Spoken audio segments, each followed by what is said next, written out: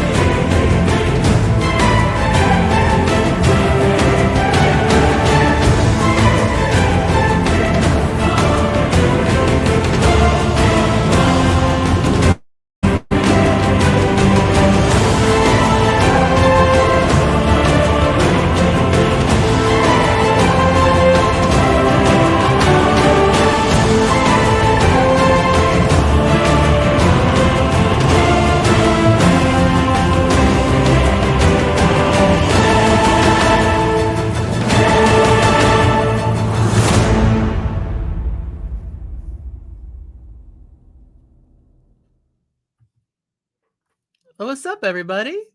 Hi! It's me, Eli, the guide. It's been a while since we've all been together, so hi. Welcome back. We missed you. I missed my people. I missed all my hell people. We are back in the pit.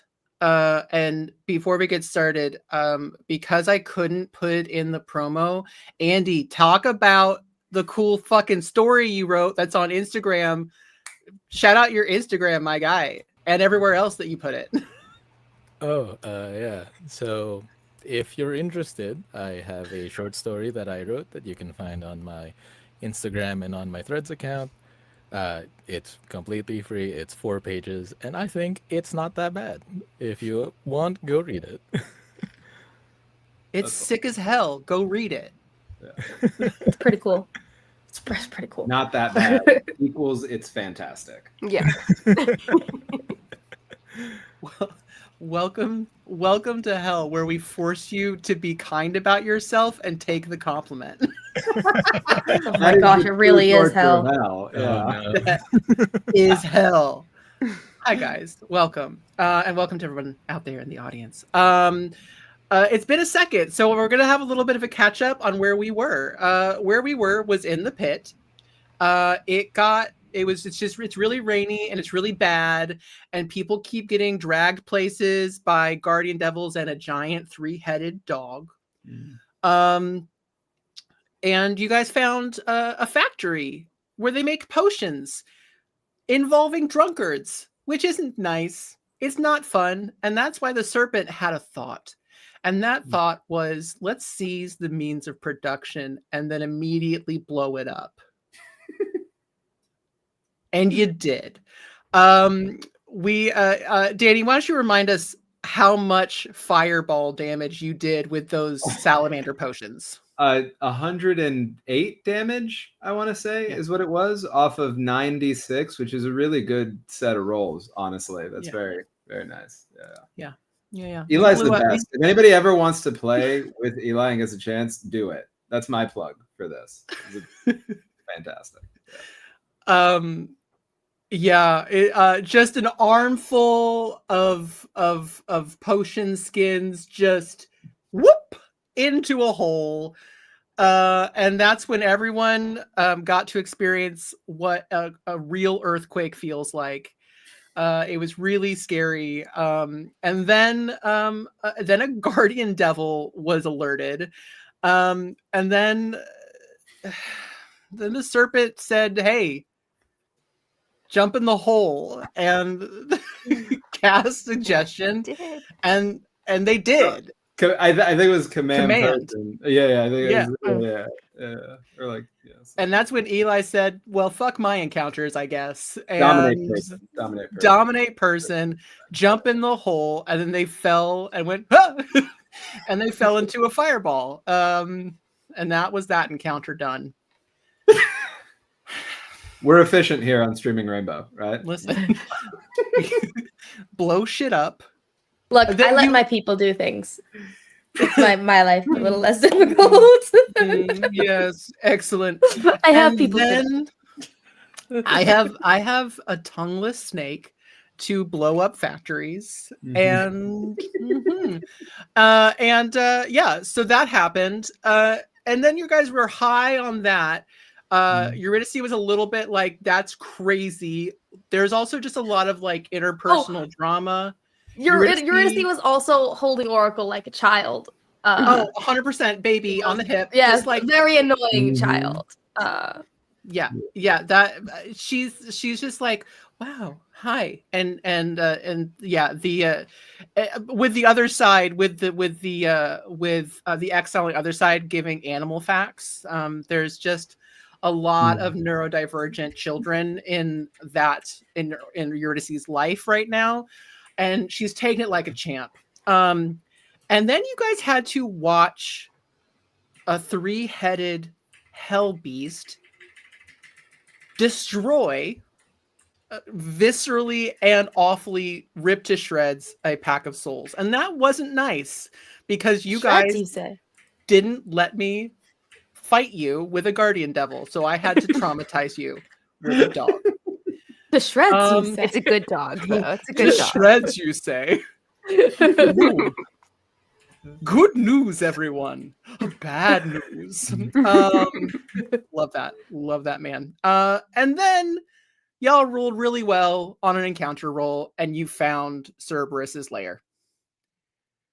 Which, because you had Eurydice, the saint found the lyre.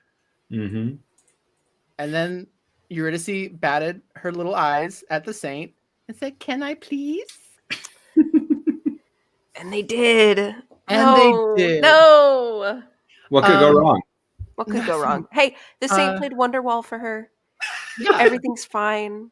Yeah. Got her. And guys, today is going to be the day that we're going to throw it back to you and we're back in hell. Actually, also one last thing. You guys did realize that there are clumps of Cerberus hair kind of in the muck. So you had it was either the pagan or the serpent or both where you all realized, oh, it was the pagan. We can just, this is good camouflage. If we are puppy, I'm sorry, you're right below the serpent. I'm sorry. No, yeah. It's Could mean it's a me dance. It's a me dance. No, it's a serpent dance. It's a buddy dance, is what it is. It's a friends. Hell friends. Yeah. Anyway, so you guys have the means to camouflage yourself from Cerberus, who is a very good tracker. And you guys are currently in the midst of a long rest. Eurydice is still kind of idly playing the lyre now that it's in her grasp. Is there anything else that I missed? I would like it noted that I don't trust her even slightly. I'm very much watching her. But like, maybe I think through her cutting room. I'm sure she'll give it back. Yeah. I mean, she might take not my have eyes choice, off of her. is the thing about that. I just want to go five back of to my husband, including the exile. There's five of us. Plus, and with our little baby and a snake. Yeah. We got the babies. So, is there anything else that you guys that I've missed? I think that was a fairly.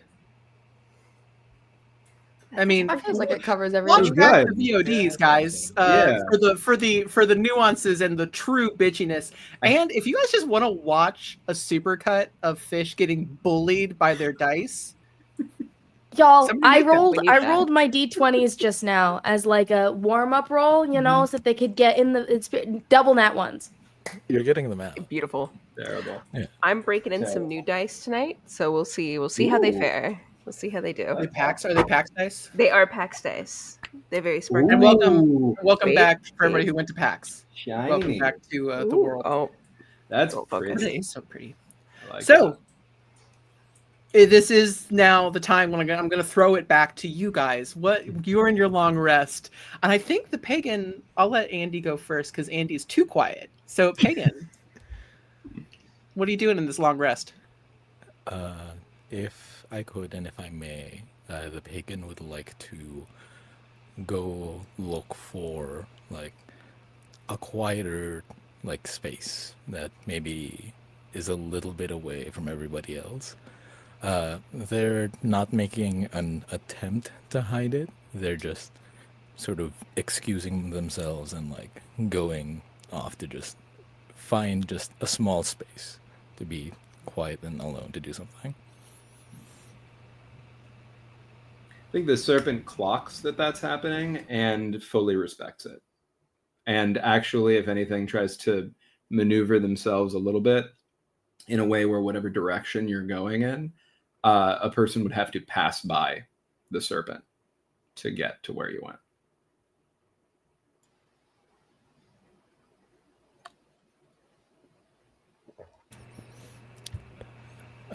Is there any sort of a quieter like place that I could find? Go ahead and roll investigation. Okay. This one. One. A nat one? Yeah. Or an unnatural one? It's a natural one. Huzzah! Starting Um, strong tonight. Listen, Yeah. you can go out into the place where the large dog is. Okay. If that's the case, May where I- are we? May I beg for? Is there any chance that what I narrated beforehand could be considered a help action? Yes. Yeah. We go again. But look, if I'm lucky, the dice will bully everybody else and actually let me do things. You today. got This ones. is the prophet's promise. Okay, I think that's a 12. Okay. All right. So so currently you guys are you had left the lair and you had found like a what looked like to maybe have been an abandoned um so the way that the factories worked, it was like a warren. So everything was buried underneath the ground. So there were all these like rabbit holes and like bore holes into the ground of the pit.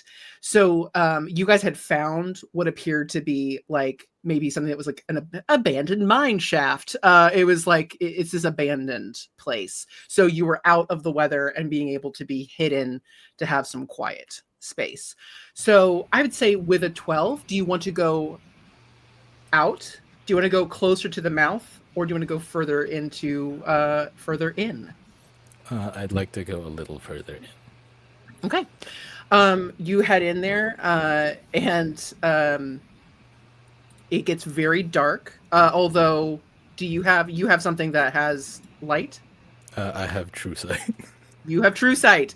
So the hellish dark is not. Listen, guys, they made it so if you weren't in the lantern light, like it was hard to see, and then they gave everybody fucking true sight or some shit like that. Hey, I love you, Acheron. Some of your shit's busted.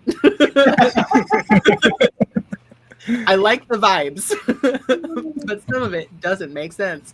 So you go in and you find a place that's quieter, far enough away if you want to have some distance from the rest of the party. Okay. And I'm not sure if anyone in the rest of the party will be able to hear what's happening. But I think once the pagan knows that they're in a place that's a little quieter, they are going to take the pot off their back, sort of trace their hands on the carving of it a little bit, and is going to say, "Spirits of my kin, if you are listening, I ask that you make yourselves known, and in your embrace, hear me." And the pagan would like to use Amazonomachia from the mythic Amphora to summon two warrior women from their culture that use the scout stat block. And I would like for the audience, I would like for the saint to describe how these two people look the moment that they killed them. Yeah. I think one of them still stands very proud. They have they keep their shoulders back confidently. Even now, even in the moment of their death, they were confident and proud. They have longer hair, tied back. The other one is a bit shorter, a bit stouter, more muscular features, sharper features. Their hair's a bit shorter, I think. And they have eyes that I think follow you with a touch of sadness that's almost too far away to place, while the other one is more so looking around, scouting the surroundings. The shorter one is looking directly to you, almost as though they're scouting how you feel, where you are in this scenario. And I think as the two of them appear, the pagan is going to sit, make themselves a little smaller, and with a bow is going to say, I'm terribly sorry for disturbing your rest right now, but I needed to speak to any of you, to anyone that would be able to hear me in this place. And I wanted to tell you that I'm sorry. I'm sorry that for a moment, due to circumstances outside my own, that I had forgotten you. I'm sorry that for that briefest moment, you were truly gone. I will do my best to keep all of you in my memory, even now, as I try to recall your faces, your names, and they do not come to me. How ashamed I am that I am all that is left. I'm sorry. I do not deserve it, but I beg with all of my heart that any of you can forgive me. I'm so sorry.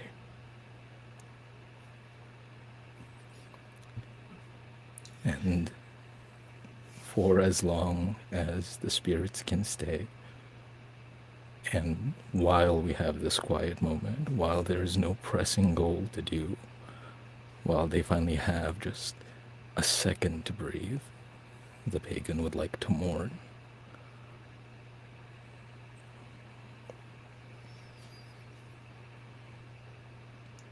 As the pagan sits in this grief, you can feel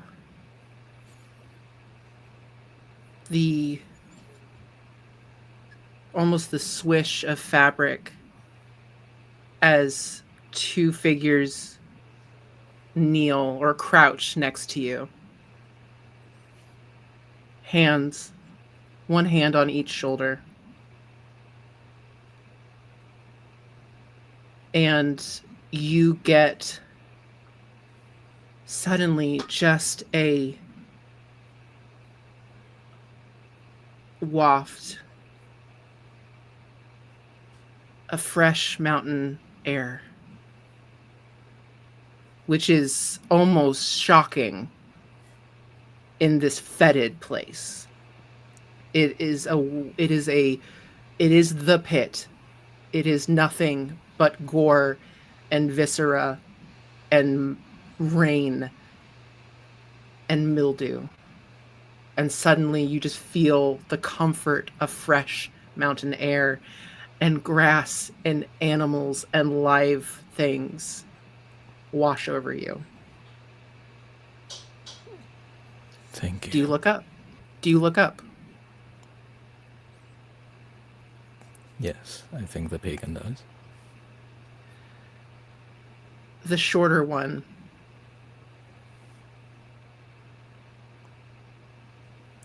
looks to you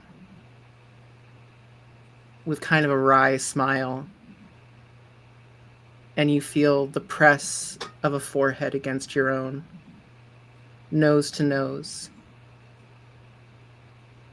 in what you now realize is a very familiar greeting, as if to say hello. I promise to make it out of here. I will carve it into every stone if I need. I promise that the world will not forget you. And even with my death, you will be remembered. The taller one smiles Not wry, very, very jovially at that. There are no words for these beings, for these strong women to give you. Which is why when this one presses a kiss to your forehead and then her own, you know mother. And she strokes your cheek. And then they sit with you, hands on shoulders, just so you know that you are not alone in this dark place. Even if you thought you were, even if your memories were gone, everything you are is so deeply embedded into who you are and deep in your soul that can never be truly forgotten. So there's nothing to forgive. And you sit.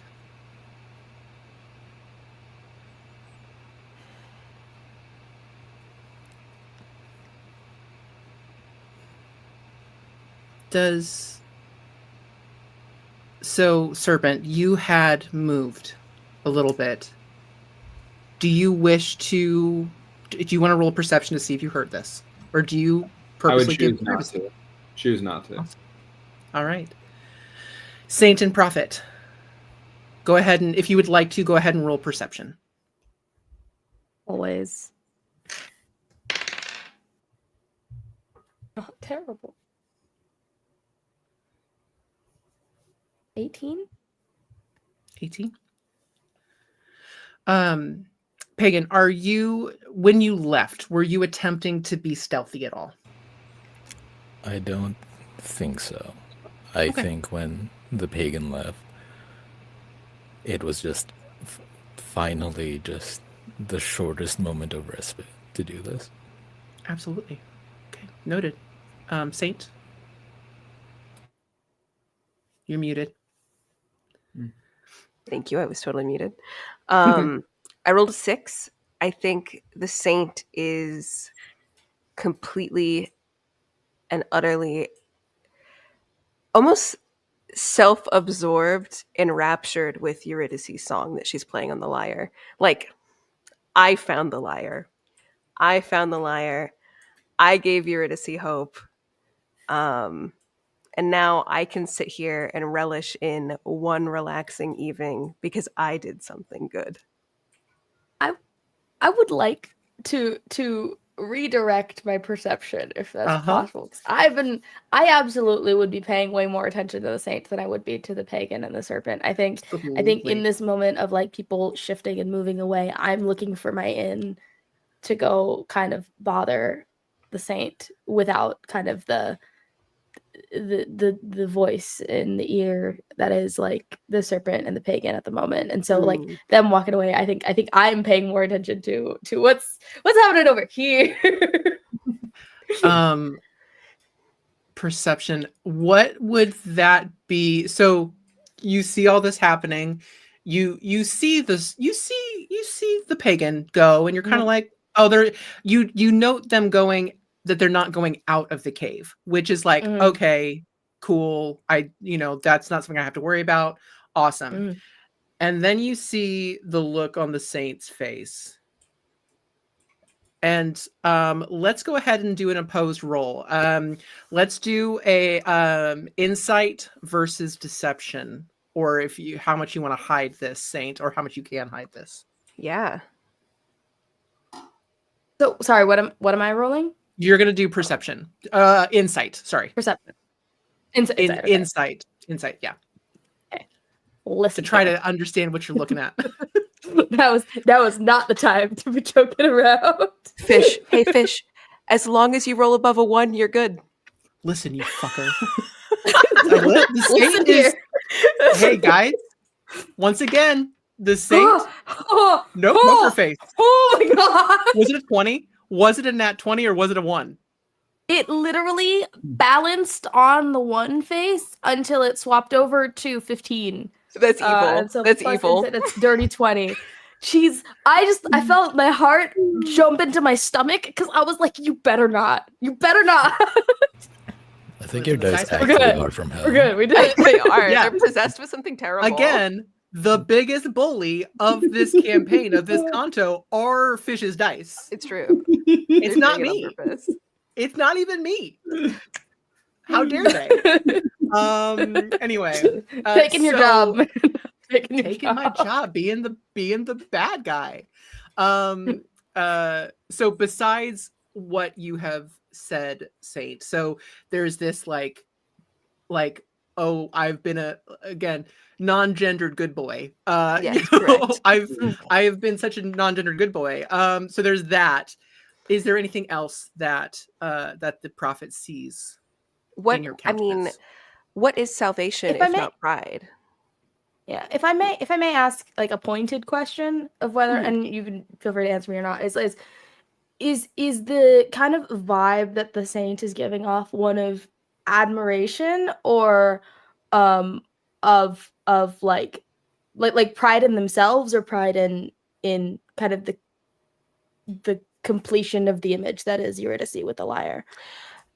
It's a mixture of both, I think, and in the most saintly way possible. It's almost a distorted view of salvation itself. They've been dragging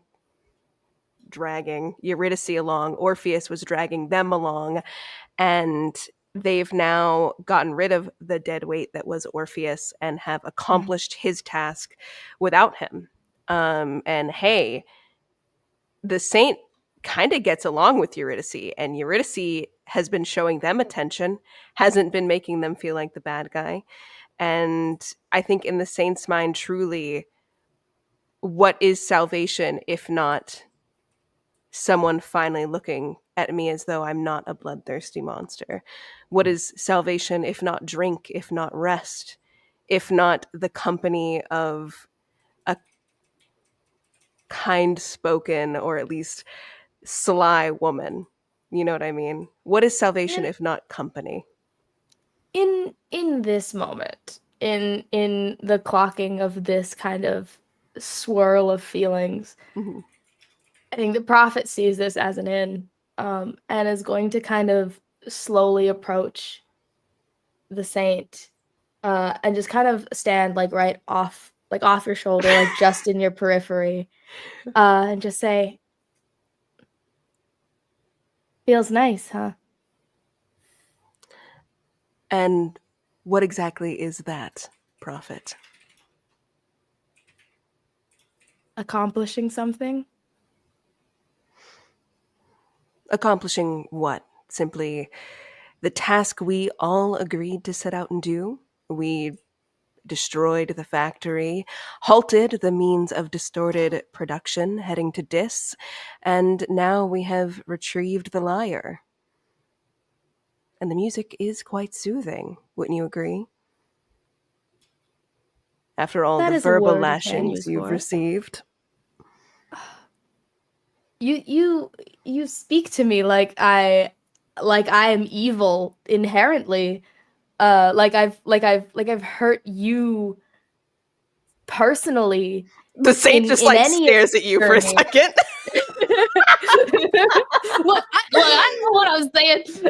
Just a like I've hurt deadpan. you personally in any of this journey.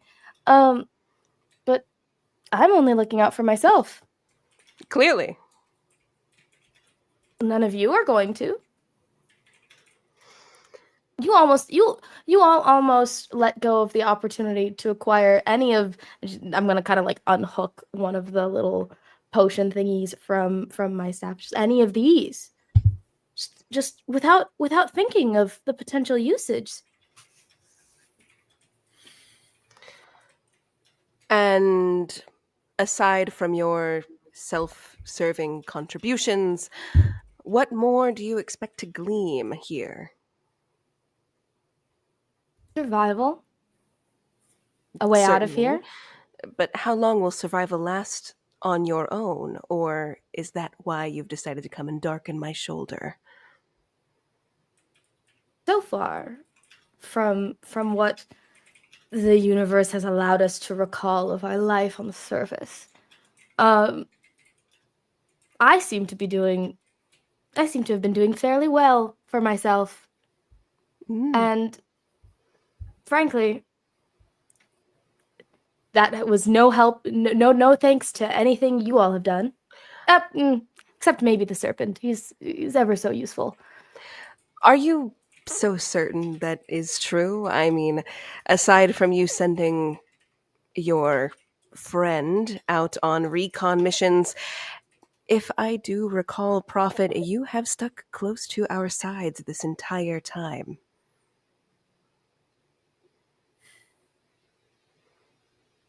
And What I mean to say is, if survival is your aim,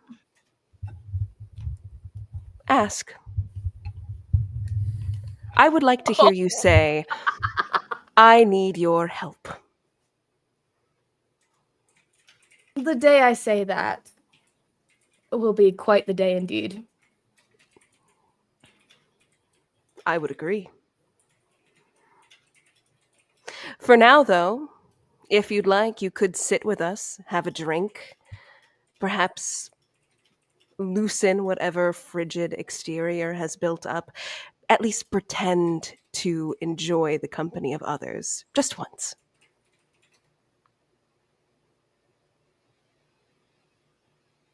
Or is celebrating your survival too much of a task for you? I think the false prophet just kind of stands there for a moment, kind of squinting and just like letting the words that you've just said get into their brain. They say, I'll join you for a drink. But not because I want your company. Because I want to see how you get that lyre back. Please. I understand and still have my own reservations about her Lady Eurydice, but we have a rapport with one another. Even if I do not fully trust her, my eyes are fixed to her. You don't have to worry about the lyre. Well, I'm not worried about the lyre at all. And you watch as the prophet's eyes kind of like scan you up and down. And then I will like kind of scan you up and down and then like bounce over to Eurydice, and then I'm gonna like kind of pivot and find like a nice little spot to sit down. I'm mentally I'm like okay. Okay. Okay. How far away from the serpent did all this take place? Well, it depends. So, it's not a huge space, but you did move. So, did you move? How far did you move to kind of? I was so the serpent was being casual about it. Didn't want to draw more attention to whatever the pagan was doing. Just wanted to, and didn't want to impose. So wouldn't have gotten too close to where the pagan was going. Didn't want to accidentally overhear anything.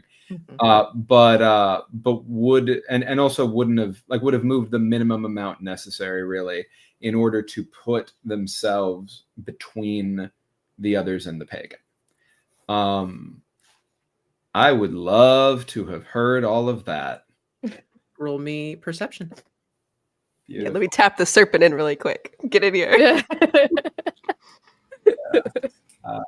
Let's see what I got here. Okay, I think that is a dirty 20. Yeah. Yeah, beautiful. I guess how quiet, Prophet, are you trying to be? How quiet were you? Were you trying to be performative or were you trying to be quiet? I was trying to be performative to the saint specifically, but I think I chose this opportunity because the serpent wasn't there. So I'm not being loud about it. Perfect. Roll me stealth to see how well you managed to keep your voice down. Totally. I do. You know what? I do think just Actually, seeing the let's- two of them together would start ringing some alarm bells, though. Well, Yeah. 1,000%. I think I'm looking in that Yeah. direction. Right? Also, it's so wild that my dice rolled a nat 2 plus 2 is a 4. So We're so I've doomed. chosen I've chosen this opportunity because the serpent's not there, and while my initial intent was to kind of keep this as a saint prophet conversation, I think in the performativeness of it, I'm not good at listen. being quiet about being me. I'm very obnoxiously me. You do have a baby to use as a distraction that I will allow you to use Oracle. Oh, as a I don't help think if I think you that far ahead. Amazing. Cool. I was going to give it That's to a you, lot but of all right. thinking. I don't think I did. I think I gotta respect that the dice rolled a 2, homie. Like- Fair. Fully fair. I respect the hustle, and I also respect the accepting of not the hustle. I certainly tried, is what happened. You 100%. Yeah, like you were like, I'm gonna be haha. Like you had like the machinations, hello, and then you got into your villain monologue speech, and it got very Shakespearean. No, that wasn't quite that bad. That would have been a nat 1. It was not great. So yes, so Serpent, you 100% heard this with however you want to handle hearing that. Actually fully give off the impression, and I'm happy to roll for this if necessary, that I wasn't listening the whole time. Just as though I was lost in my own thoughts. But to the very end of that exchange, I wander as though I'm going to pick something else up unrelated into the saint's eye line and behind the false prophet's back. And I go to make eye contact. I don't know if I catch it or not. Do I?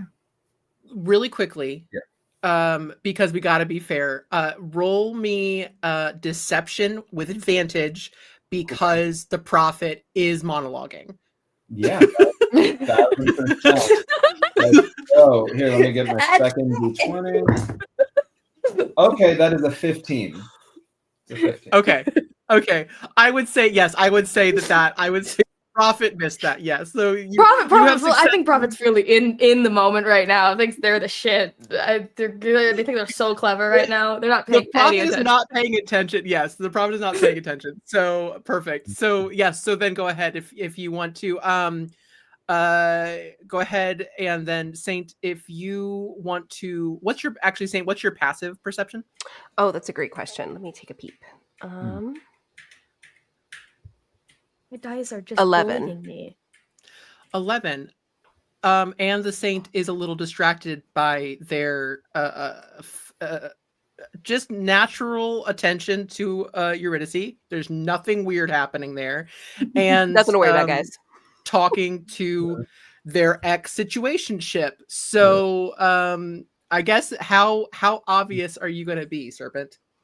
I'm going to stare directly at the saint and hold that stare as long as I think I can get away with that without drawing the false prophet's attention. I think you've got so much leeway. Predator, like that instinct of like somebody's watching me. Yeah, I think the saint even does like a double take. They're like about to take a swig of their drink and they go like And I'm not just saying this because I want to see this unfold, but like also I just think the prophet's too in their own head at the moment to notice. Guys, it's time for some real Bridgerton, Jonathan Bailey eye acting. Let's go. Yeah. No. I catch your eye. I see you're startled. I don't want to make too much of a moment of it because of that, because I'm worried the false prophet will catch on to that. And I just hold your eye contact, give you a nod, and mouth. Yeah, I think you see the saint, knowing that the prophet is close by, you see the saint go to take another swig of their drink, and in the same motion as taking that swig, gives a very subtle nod, or at least tries to. Eli, I will roll deception if you'd like me to. We'll do it's sleight of head, but do sleight of hand. Sleight of head. I love it. Yeah, that's it. You just go. Wait, You go wink. wait, okay. Do What's I your notice passive? that? Yeah, that was awful. It's very But here's full what I cup will in some ask spoons. though, Eli. Saint's gonna have a rough day. I was gonna say, seeing how awful that was, how obvious that was, may I roll stealth Yes. to like cover up what I was fucking doing back there? Yes. Yeah, like maybe the Saint's just freaking out right now. Like, Cool. I That's got a 9 28. That's a Yeah, 28. you're on the- you're the knight. You're In the You are in the the middle of shadows. this like friggin' monologue, I watch as you like wink over my shoulder. And I just And when you look back, Anyway. there's no one there. When you look back, No one nobody's even there. I It's thought I just- saw Cerberus and I got some dust in my eye. I might. Yep. Yeah. Exile's just like Yeah. it was It's actually Exile, of was course. always behind me. I love it. what? I When somebody else waves at somebody else next to you, and then you like wave Yeah. back if was it me? No? Yeah. think this, assuming you're okay with it, I think Prophet would actually mage hand move like your hair out of your eye Yeah. and like tuck it behind your ear. yeah. I'm not Serpent gonna say did anything like about that. it. I'm just gonna do that. My That's at the flabbers bottom have of the been screen. casted. Serpent disapproves. Yeah. Guys, this is a very serious campaign, and your dice are making it funny. Stop it. Saint's gonna. My look at dice know no other way to be. Yeah. God, we gotta break the tension. Let's make love that fall. I love the energy in like these two spaces that are probably like 20 feet away from each other. Oh, full, like mourning shroud, like weeping. There are ghosts weeping. The pagan is weeping. They don't even have bodies to have tears. It's just this like this. It's this like dark, heavy thing, and then the Benny Hill theme song.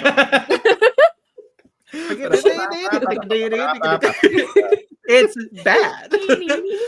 Meanwhile, Eurydice is just playing the lyre. Eli, if I And the could, exile's going like, "Did I ever tell you about dogs?" do you know what a narwhal is? A narwhal's like an ocean unicorn. Eli, if I could, I Yeah. think if there's ever a moment that there is a break in Eurydice's playing, I think the Saint would approach her for a moment and they would say, "You're quite good at the lyre, that is." Thank you. Yes. Being around Orpheus, hard not to pick a few tricks up. I know it is perhaps not of your persuasion, but there is a song that they used to play when we would travel, my chapter.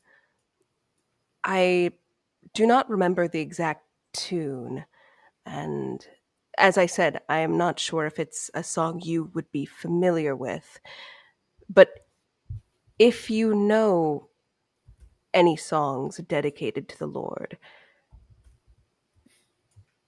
would you play one?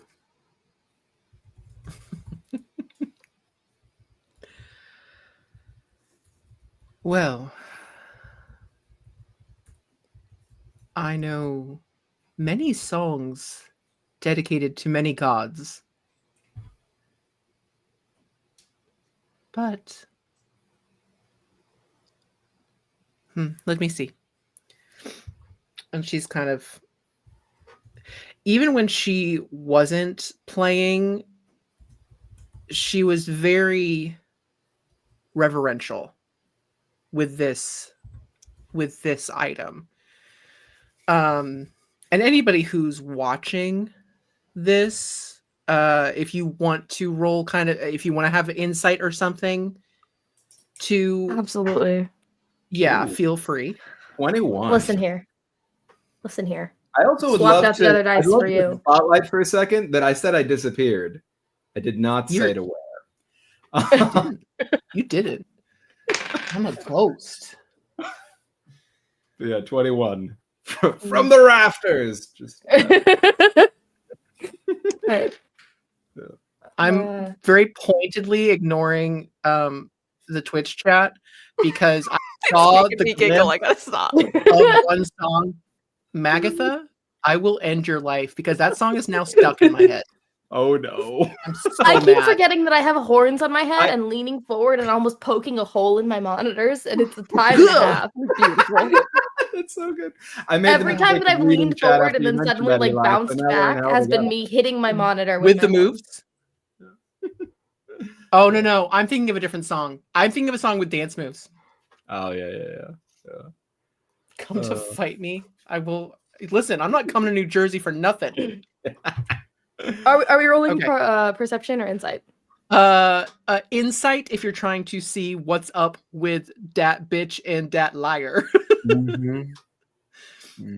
So we got 21. I'm also gonna roll. I think the saint is also gonna study what she does as she kind of uses it. Just Oh my noodling. god! Finally, it's a 22. Nice. Amazing.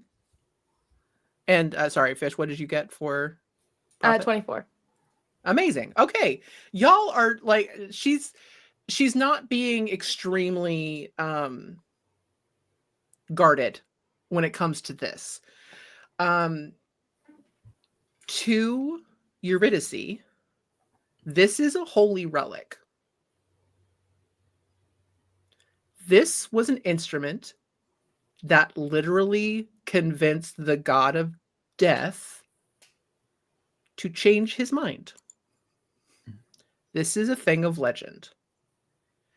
This is also a physical embodiment of a connection to a man she hasn't seen in millennia, but one that she will never escape from.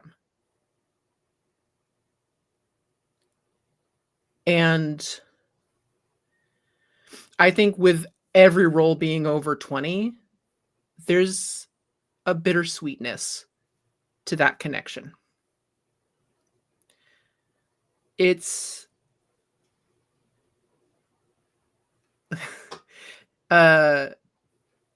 24 Prophet, again, you see something that you had seen, which was that a little bit of a like this was the Orpheus was a tool in so many ways, both colloquially and literally.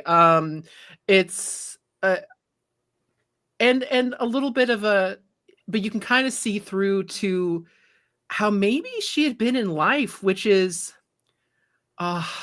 what a baby, like what a sweet man, like so unsure of, so unaware of what the real world is like. Eurydice was the one who dealt with the real problems while the artist was at work.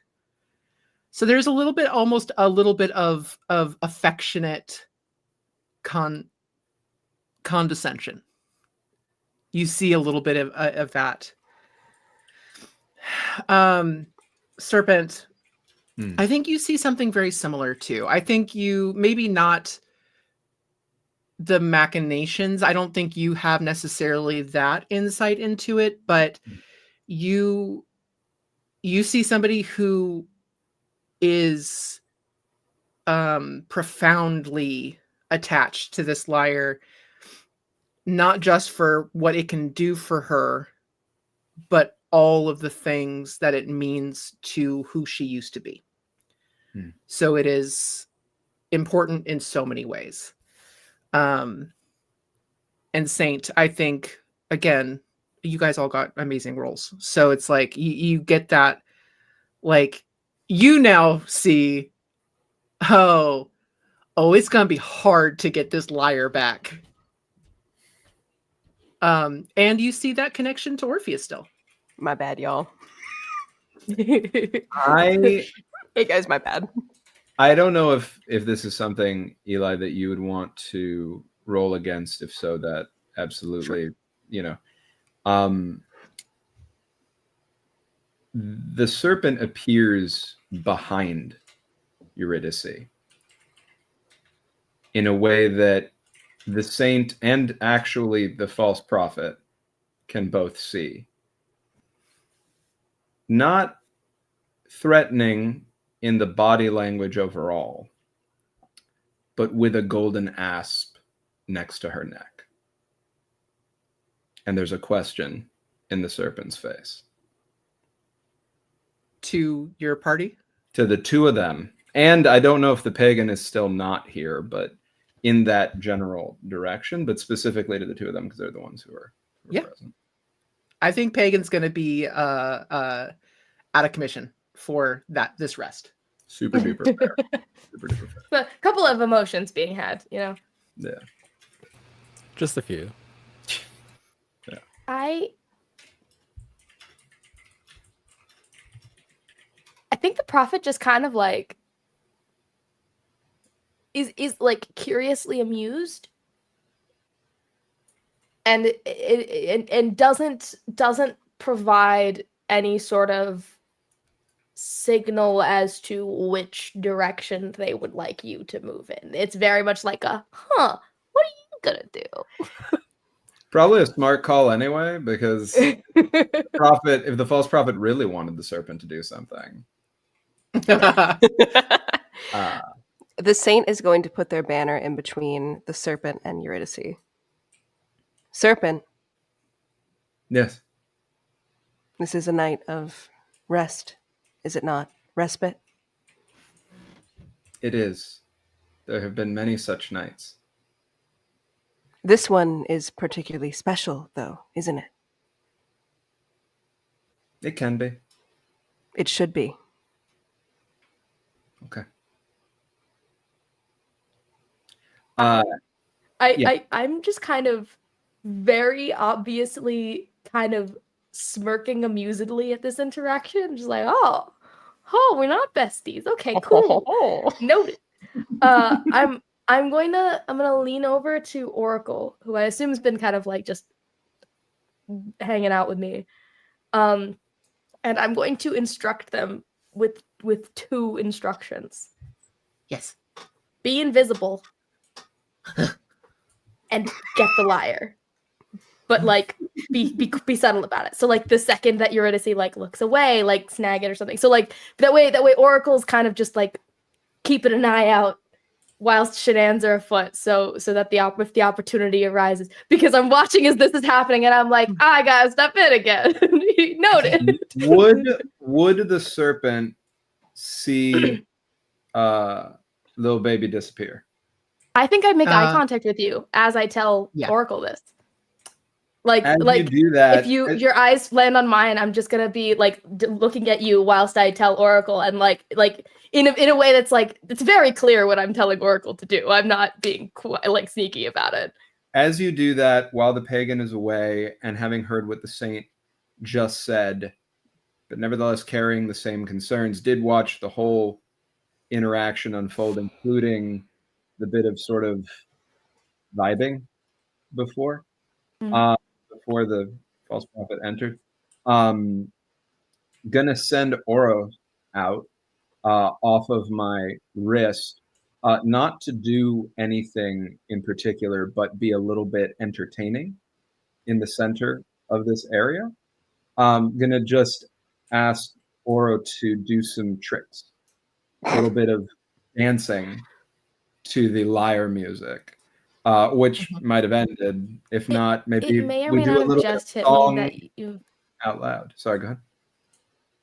No, I was just gonna say it may or may not have just hit me that you named it Oro because Ouroboros. That's adorable. And thank you. And I'm tired.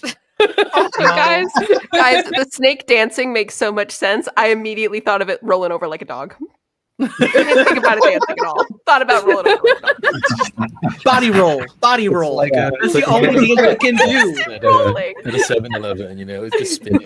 I will say also, as a matter of making this more of like a festive event, as the serpent sends Oro out to start dancing, and I think it sounded like the lyre wasn't being played, so maybe singing out loud as well. Wouldn't be able to remember anything from life. So just the first song that comes out of their heart in this moment, right? We'll do so with the snake so that Oro responds with a bit of a dance, and look over to the exile, knowing what a fan of animals they are, and wave them over to come be a part of this little sort of bonfire. The exile will come over. I would like you to roll a performance check with advantage. Love that. Where is my performance? But oh wait, no, it's already with advantage. Never mind. Uh, I was gonna be like, I'll Oh, prestidigitate boy. some fireworks or something. hey, Fish, I think you gave me your dice. That's 2 nat 1s, baby. 2 nat 1s. No wonder I'm rolling okay-ish. This Kanto is the Kanto of roll below 10. The Did you want to do exile- something? That's so funny. No. just the What I get exile for just trying having to learned. That's what I get for trying to do a shenanigan with you. Okay. It was Just- so well described and like Yeah. Just because the exile Go has team. just learned that sharks are real, start Mhm. singing Baby Shark. You're welcome, audience. What's the Let vibe me tell the completely? story of Baby Shark in epic poem. So I love that. Meanwhile, the pagan is having the most heart-wrenching. You guys remember an hour ago when Andy did the most beautiful thing I've ever seen in my fucking life? and this is where we are. All I can think right now, right, is like the pagans in a room. It's kind of dark. It's kind of quiet. Door shut. Underneath the door, you just hear like with like Yeah, like that's rainbow exactly like. it. Camera pans over, and it's like this snake, like the little snake guy The- from one of those like random websites, just to The like worst like a DM. like a lyre version of Wonderwall. like, But just- remixed for dance, right? It's the dance mix of Wonderwall. And the person who did the dance mix is just not good at it. Yeah. And the snake has a little glow stick in their tail, and they're trying to just like do little things in the air with the glow stick. It's not working. and They need a the second beat one. They transitions don't have a directly into Baby Shark. Like it's chaos on the other side. The camera pans back over to the other side of this wall. I'm so sorry. I'm sorry I forgot you. I will never forget you again. It's like truly, this is the vibe that I am here for, and this is truly the best part about Inferno. So good. The bacon's been Beautiful. gone like an hour. We're going down. While I'm yelling Inferno. Eli, while this is happening, Yeah. they're like this they're kind of trying to create a performance here. I Mhm. think the saint is going to slide in a little bit closer to Eurydice, and kind of like picking up on the longing, complex longing that they almost seem to have, an attachment that they have. Mhm. They're going to slide in next to Eurydice and get a little closer, and they'll say, "So do you miss him?"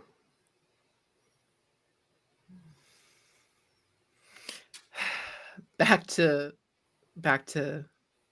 again, just kind of not really playing anything, just kind of playing the lyre, looking wildly amused at whatever's happening over here as the exile and the serpent like try to improv write music, which is the hardest thing to do. Improv musicians are wild. It's like, let's do a song, except there's just whatever. Shout out to you if you do that. Shout out to you if you do that, because it ain't me, and I'm a musician. So there's kind of a humor in her voice, and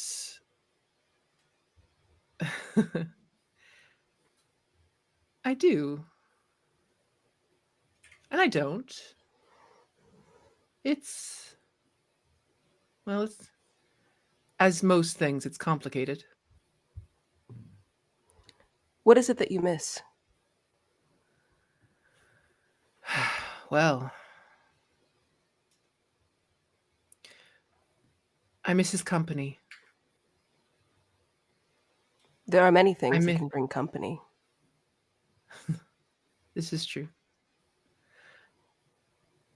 He had a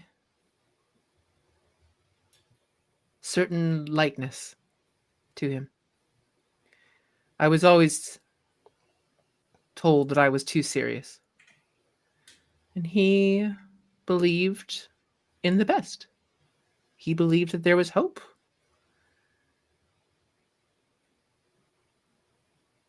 I have been told that it is part of the reason why he ended up where he ended up, and I ended up where I ended up. Do you believe that? Well, I don't know quite what I believe anymore. I've never really been one of beliefs. I've been one of what reality is. What is our individual realities, if not beliefs we use to comfort ourselves?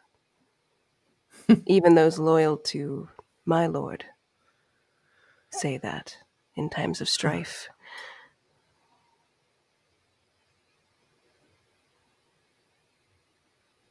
I am very glad that your beliefs bring you comfort,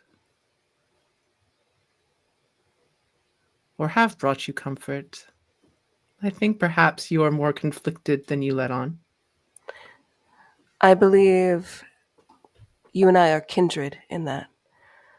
A longing for something familiar, but has become distorted, perhaps.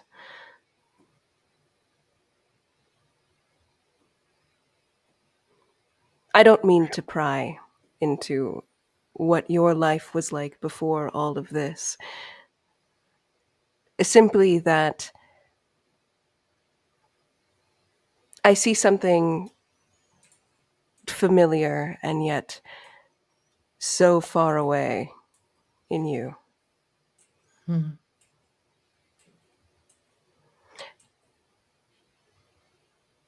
Could you show me how to play? And Eli, if the saint could, they're going to try and put their hand over Eurydice's hand on the lyre. Um, are you? Is this like a ghost situation or a I'm going to take it situation? They're not going to try to take it. They're going to... It's the like listen, we're gonna make some pottery, guys. Let's go. Yeah. And we're going yes, to play Wonderwall. let's go. Uh she I kind think of at the moment, smiles. Yeah, at the go ahead. moment of seeing like you do that, you put your hand on top of Eurydice's hand, the false prophet's smirk immediately leaves. Just I'm less happy by the scene now. Oh, damn. I was curiously amused before. Now I'm like, Perfect. Yeah. And Eurydice will move her hand and move it so that hers is guiding yours. So she's still holding on to the base, like she's still holding on to the bulk of the lyre, but she is covering your hand and manipulating your fingers, and starts strumming along and teaches you. It's like you have to actually press down, otherwise it sounds like shit. Let's learn how stringed instruments work, everyone. So that playing happens. I think as they play, the saint sort of chuckles to themselves for a moment. Oh, I think I remember the song. If you don't mind letting me try to play it. I don't think it will be to your taste, but if I could.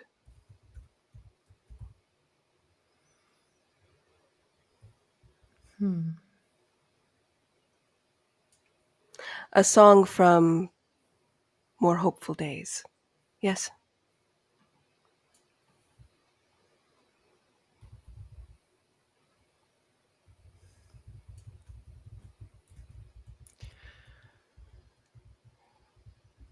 You'll forgive me.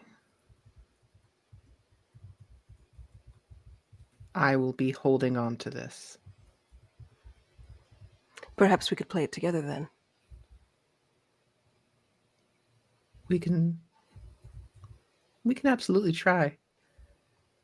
And the saint is going to pluck a few notes in a tempo that perhaps finds its way to the pagan's ears, as it's the marching song that came into their village.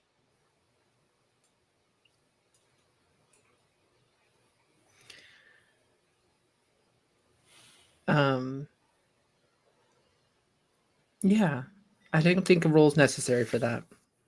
It's shaky and a little out of tune, but that does come through into the ear of the pagan as they sit.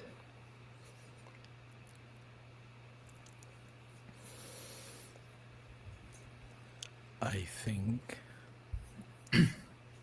as the pagan hears that sound play, their hands are going to tighten around the crosshair, and the other is going to tighten around a stone. And I think as a little bit of blood drips onto the stone, the pagan is going to speak, and they are going to say,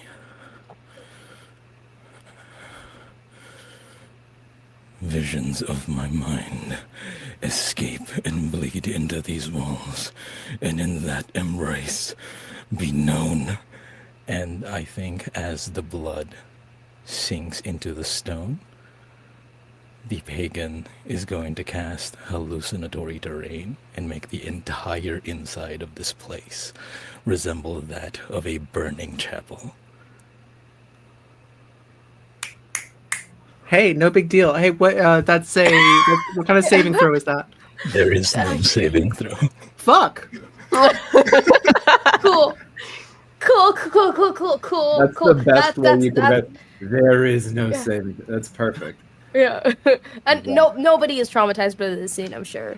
No. I will say, actually, the serpent, upon seeing it, begins laughing. The saint is going to grip down on the strings, which is also Eurydice's hands, and stiffen and shout at her. I don't think they realize it's coming from the pagan. I think they shout at her, but not even at her, at the magic. And they say, "What form of foul trickery is this?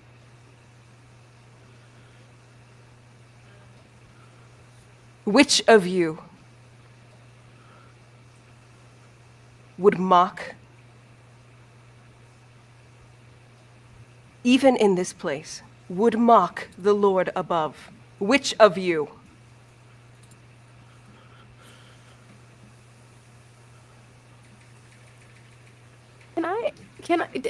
Is this, are we able to discern that it is because of the pagan that this is happening, or should I be making like an active effort to do so? Roll. I would say you have been so focused, laser focused on the Saint and Eurydice. I'm gonna need a perception check. Okay. Probably a disadvantage, but I think your dice are gonna do that for me. Yeah, I will. Yeah, no, that's so wild because I rolled the second dice, so I was like, what the fuck? How much more is gonna go? That was 9 and 8. Plus 5 is a 13. 13. I don't think that's much of a. I don't think that's. Yeah, you're like, you have the startle of it, and then it almost like rush. It's almost like the revealing of a scene, so it emanates from the pagan. Gotcha. Okay. Yeah, So the false you prophet do- has this. The false prophet has this moment of like, what the hell is happening? But and then like that kind of like 2 + 2 is 4 moment of, oh, it's not me. It's clearly not the saint. It's coming from the vague direction of the pagan. Probably the pagan. Cool. That's all. I just wanted to know whether the prophet was going to be in a position of like, what is happening, or like, Yes. oh, okay. I think the serpent initially reacting with that involuntary laughter, catching what the saint said, realizing not so much because of the saint's reaction, but because of what must have caused the pagan to react this way. Eli, does the serpent feel anything familiar about the song? Go ahead and roll me a history check. What is even my history? It's a flat. That's a 15. With a 15, this doesn't mean anything to you.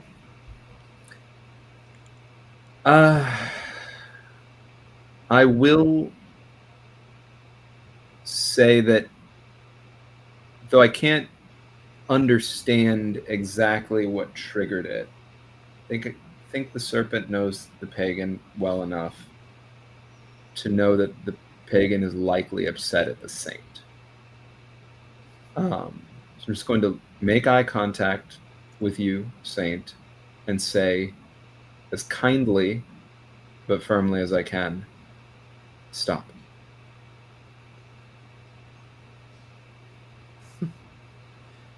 Eurydice isn't laughing, but there is an amusement. I think somebody doesn't like your song. Ooh. Is there something the saint could roll as a reaction to that to try and discern who it was? Because obviously I think they've picked up that, like, sure, the prophet could be fucking with them, but they also know that there's a lot that's been left unsaid between them and the pagan, but they were also so self-absorbed, I don't think they have quite clocked it yet as the source of this. Yeah, I would say Arcana or Perception. Okay. Tell me which one you choose, because that will change what answer you get. They're both the same modifier, so we'll go with Perception. Okay. It's a 6. Yeah, I think you're so distracted by just the I can't think of the word. It's a desecration. It's like this is a desecration to you, which I think you're taking even more personally, because you've had this moment of like, no, I'm doubling down on my faith. Mm-hmm. I think with one hand, they, not meaning to, but almost violently hold on to Eurydice to keep the lyre close by, and with the other hand, brandish their sword in the direction of the prophet, because I think their rage is misplaced, having rolled low, and they say, "Was it you? Foul heretic, was it you? Can't stand to see your toys ripped away from you, can you?" If I wanted to mess with your mind, and I often do, you'd know it's me. This one isn't mine.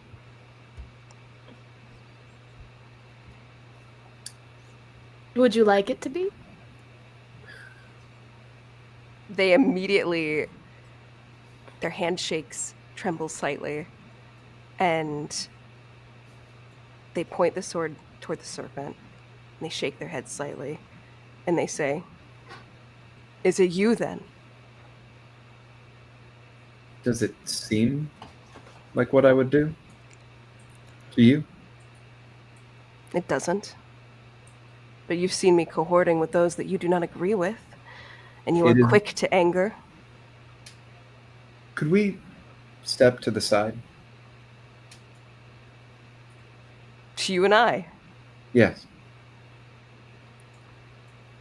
The saint looks down to Eurydice. And I can keep an eye on her. It's fine. I think they also say to her before, as they loosen their grip, they say to her, "Stay put." And then follow the serpent.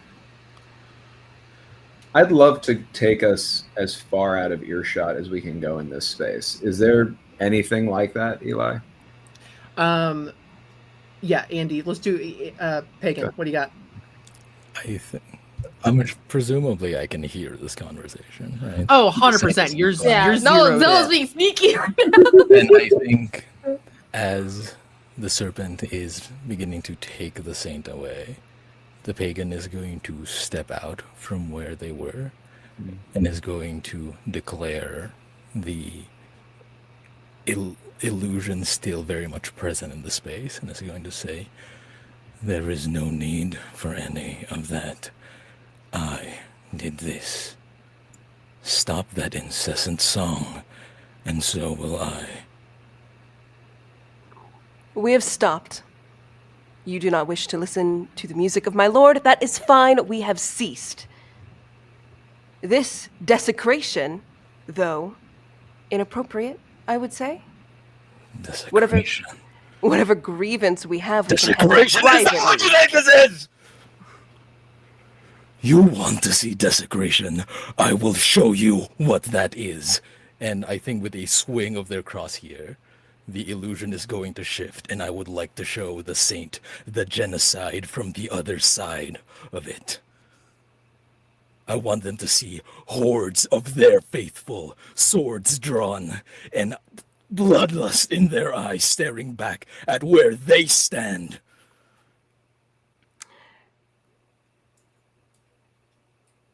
If the serpent doesn't do anything,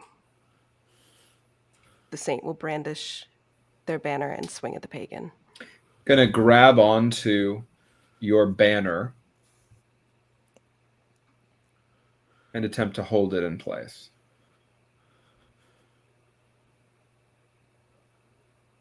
I'm gonna look you in the eyes and give you a chance to make a choice and say, "We all know what happened. Remember yourself. Remember we are together. Remember we are atoning.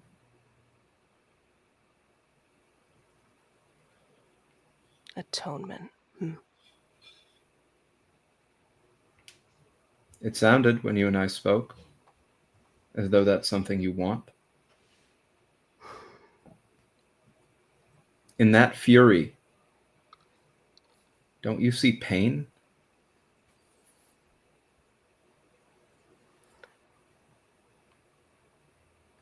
The saint pauses for a beat, for another. I think at this point, they look past the hallucination that's surrounding them at this point. They look directly at the pagan. And they're able to keep it in for a moment. And they say,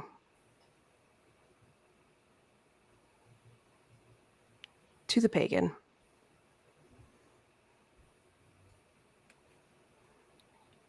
can you tell me? You do not have to explain the events if you remember them. I will respect that you do not wish to hear the song. But I wish that you simply tell me, for any reason, why, so I can try to correct it going forward. Not to step on Andy, but I do think that you all see two Amazonian women, two women warriors, step to flank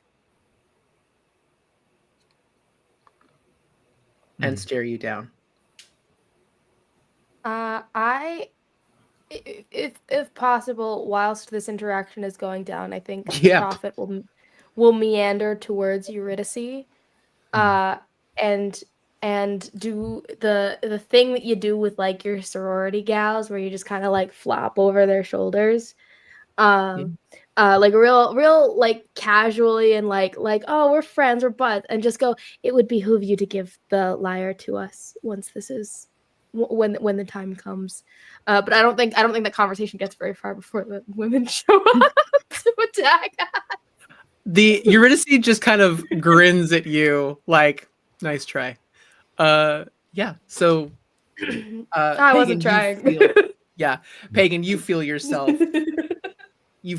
flanked with these familiar, and for everybody else, these two, probably a little shocking to see two new people, but they are, you have seen the pagan call these creatures out in battle, so they are ethereal, so they do not look solid. They are very ghostly, even more so than the damned souls that you see here.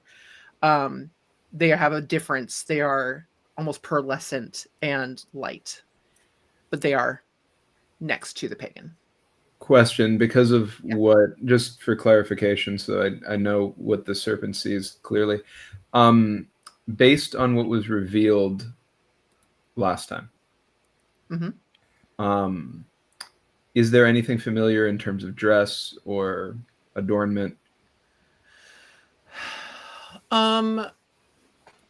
Roll me a history check. Cool beans.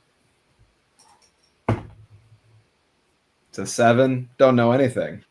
They are very similarly dressed to each other. They appear to be dressed for cooler climates. Much more rustic. There's not a whole lot of finery with that.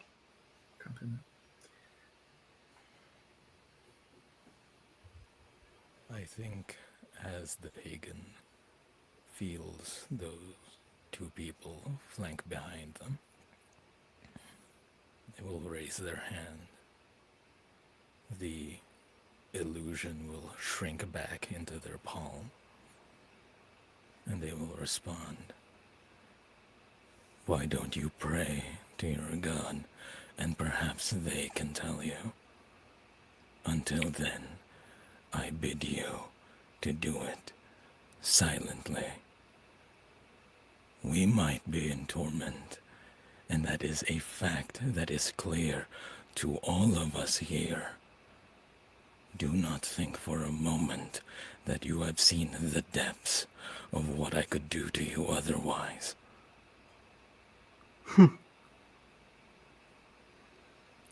I think as the saint sees the illusion shrink away, I think their body reacts to it first before their mind does. But their body shrinks back and they tremble more as their mind begins to catch up with the fact that they almost did it again. That for all of their belief and longing and faith, there's something deeply violent and impulsive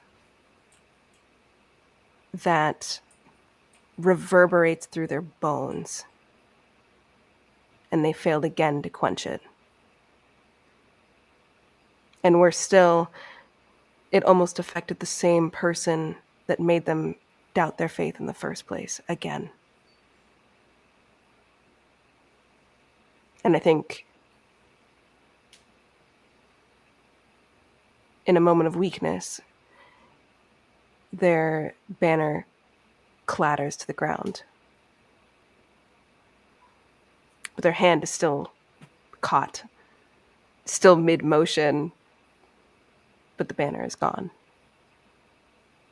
I'd like to catch it. Yeah. Releasing that, standing as closer to you than anyone else right now. I catch the banner that I had just held to keep from hitting my friend. And I say, I'm not one for service, but I understand that you can only serve one thing, purpose, whatever, at a time. You can serve a lord like your lord sometimes seems to be, who stands with those who are vulnerable and harmed. Or you can serve one that sends you out to kill them. But you can't serve both. You should decide which one is right for you. I simply follow the ways that I was brought up with, taught and read, same as all of you. And with a glance over at the false prophet and back, I say, and where's that gotten you? I believe, perhaps, the pagan is right. The problem lies with my own tainted heart, not with that of my Lord's teachings. There's a third possibility. It could be that you were used, that you are used for purposes that are not your Lord's and that are not your heart's. And maybe you deserve better than that.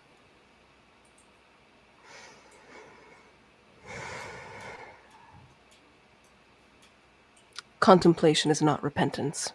Not here. But thank you. I'm going to hand the banner back to you, not having hit the ground. They'll take it with a soft hand. I think this whole time, their eyes haven't left the pagan. But now, their gaze breaks away and looks to the two women before they turn their back to the pagan. And I think if there's any corner they can go alone, any crevice or just any open space where they can be alone, the saint will go there. Okay. I think that you find that space. Pagan, I would like for you to roll me a wisdom saving throw.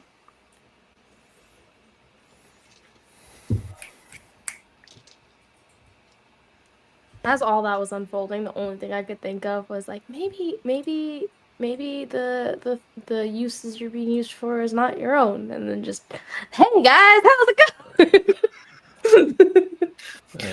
You're gonna What see it could I drop be it, talking eating popcorn. about? Yeah. Oh, Sorry, yeah. Peyton. 25. I didn't want to interrupt the scene though, because it was great. Sorry, 25? Yeah. Perfect.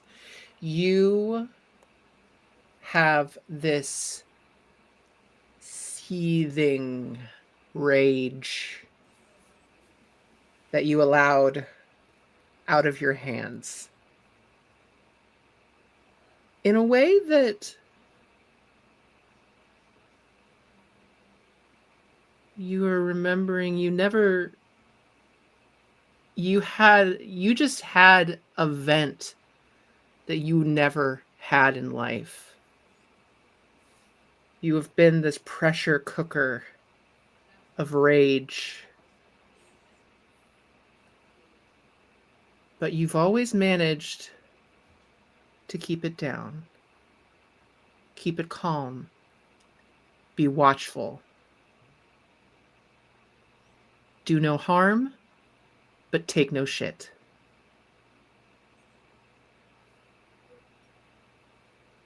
And you find yourself reeling it back in again. But the pressure isn't off. And you can still feel it building. Maybe for another day.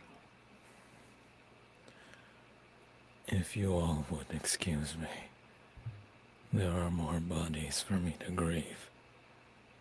And the pagan will leave. On the way out, I think the serpent wants to catch your eye, if you think that that might be possible. I think the pagan does. Just going to put a hand on my own shoulder, because I'm a bit far away and I don't know if you want me to walk towards you. I'm going to give it a quick squeeze that you can see, and I'm going to word to you in a way that I am deliberately trying to hide from the others. Whatever you need.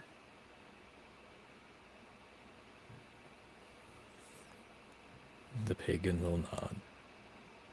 And I think for the first time since this interaction, their hands will loosen around the crosshair that has been dripping with blood from how hard they were gripping it.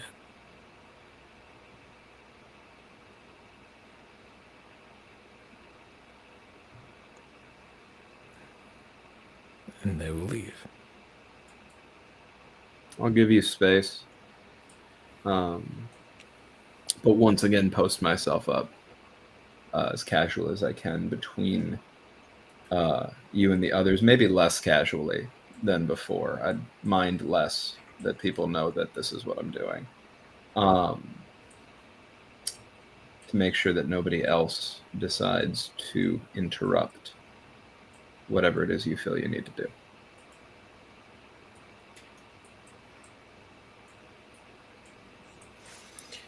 Saint has found their corner. Pagan has gone off to mourn and finish their vigil. Serpent and the exile, who sits next to the serpent, are the guards of that privacy. And the false prophet sits with Eurydice to Kiki. And I think that's a great place to take a break, because it's been a very beautiful and eventful hour and 45 minutes. So we're going to take 10, and then we're going to come back and, hey, listen, that we got a short rest that's now done. So we got to go see what else the pit has to offer us. Yippee! Zippity. Yeah. Zippity doo dah, bitch. Let's go. I feel so We'll rested. see you. Clickety clackety. I love Like how exactly. restful. I love how calm and restful that rest was. Yes. Oh yeah, I feel Beep, rested. beep, I feel deeply. Baby. Let's- All right, guys. as- Exile just in the corner the whole time. As the exile starts singing Baby Shark next to me, just put a hand on the exile's hand, just to calm it down. Just you're I'm with you. Not the time. Not the time. Minor Illusion, a soundtrack, actually. There's no Anyway. instrumentals. We will see you in 10 minutes. Please enjoy and talk about all those fucking bangers from this first half of this shit. My God, y'all are too talented. We will see you soon. Okay, goodbye.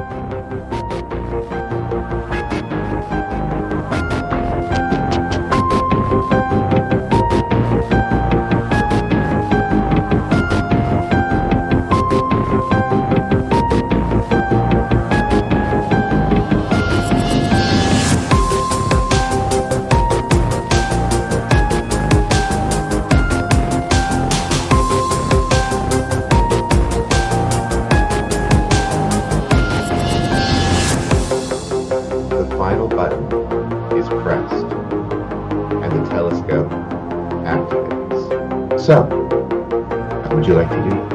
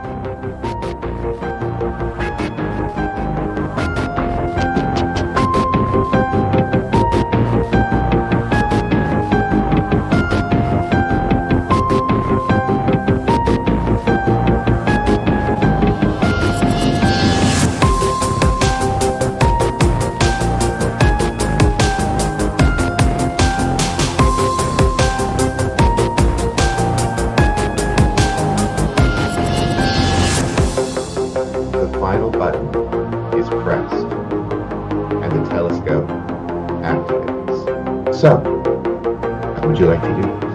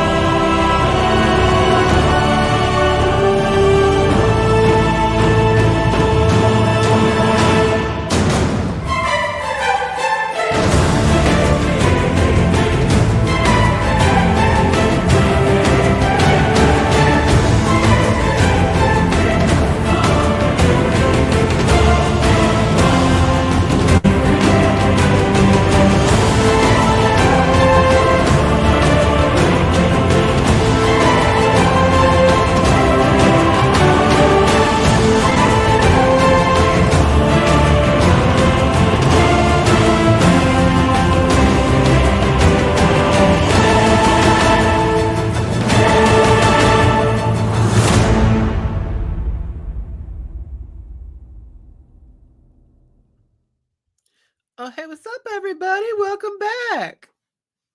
That was such a chill first half. Nothing crazy happened. We were all Yeah. friends. Okay, so that was a long rest. What do we do now? Everyone's So you- feeling so thoroughly rested and calm and bonded. Truly, that's what we left that as. Yeah. Long rest. So everyone's hit points are back to max. And all your spells are replenished, and it's all good.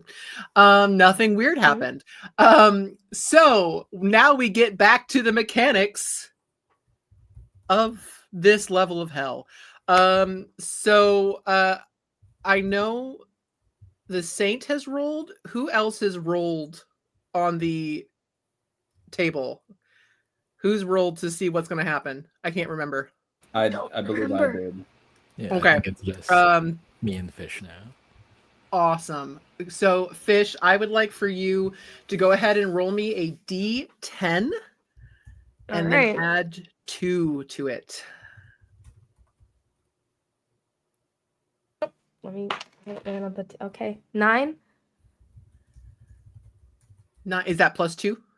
But that is plus the 2. Yeah. Amazing. So as you guys walk out of this cave, how's everyone feeling? Like, what's the general vibe? Like, are you guys like, how tense is it? It's pretty tense. Yeah, I don't think the pagan has said a word. Cool. Look, the prophet's got a priority right now, and that's kind of just make sure that Eurydice doesn't make off with the lyre. And so I think I'm going to concentrate on keeping a mage hand kind of on Eurydice's shoulder. Just enough so that they feel that I'm still there, actively keeping an eye on them. Cool. Like not enough to be like holding them, but enough to be like, oh, there's the pressure there. There's like Okay. The saint is so overwhelmed with, truly, in like the worst way possible. I think they think it's that they feel guilt for the way that they acted toward the pagan. It is 100% self-pity. It's like they think that they're guilty, they think that they feel bad, but it is truly self-pity. Okay.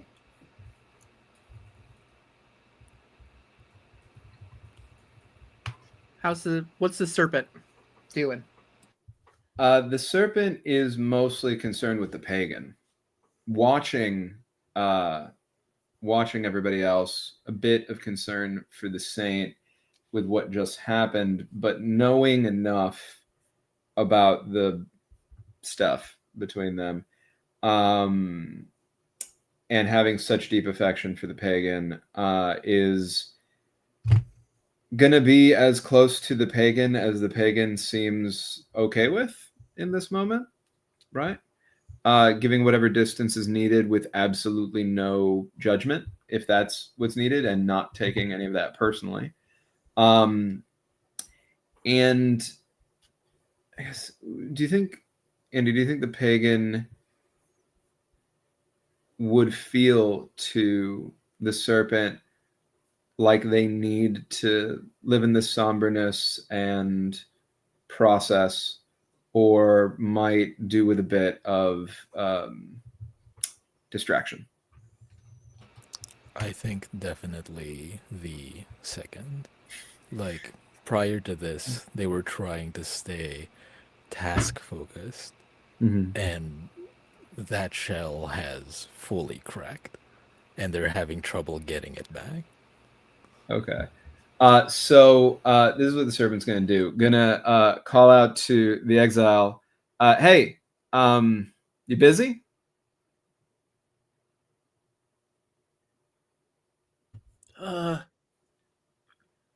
That's a weird question in hell. No. Could we could use some help? It's about Okay. animals, and I can't I'm think in. of anybody better. Yeah, all right. And gonna turn to the pagan and show both of you the tufts of fur collected, that would give us the ability to mask ourselves from the sniffers of the big dog, and gonna ask, hey, both of you, I trust much more than myself, especially when it comes to matters of animals that are not Oro here. I'm thinking that this might be a good idea for us to sort of distribute among our group, to whoever we trust with it, a bit of this that might be able to cover their scent so that we can move around without being tracked ourselves. Do you think that's a good idea? Do you think we should do something else? Should we do something with that? That's about as much plan as I've got. Yeah. No, I think that's probably a very good idea if we want to sneak up on it as opposed to it sneaking up on us. Yes, which would be great, because if we sneak up on it, then you can be like ready to be super nice to it, and if it doesn't like that, then we can be ready to make sure it's not super mean to us. Yeah. Yes. It's very good that you gathered all of this.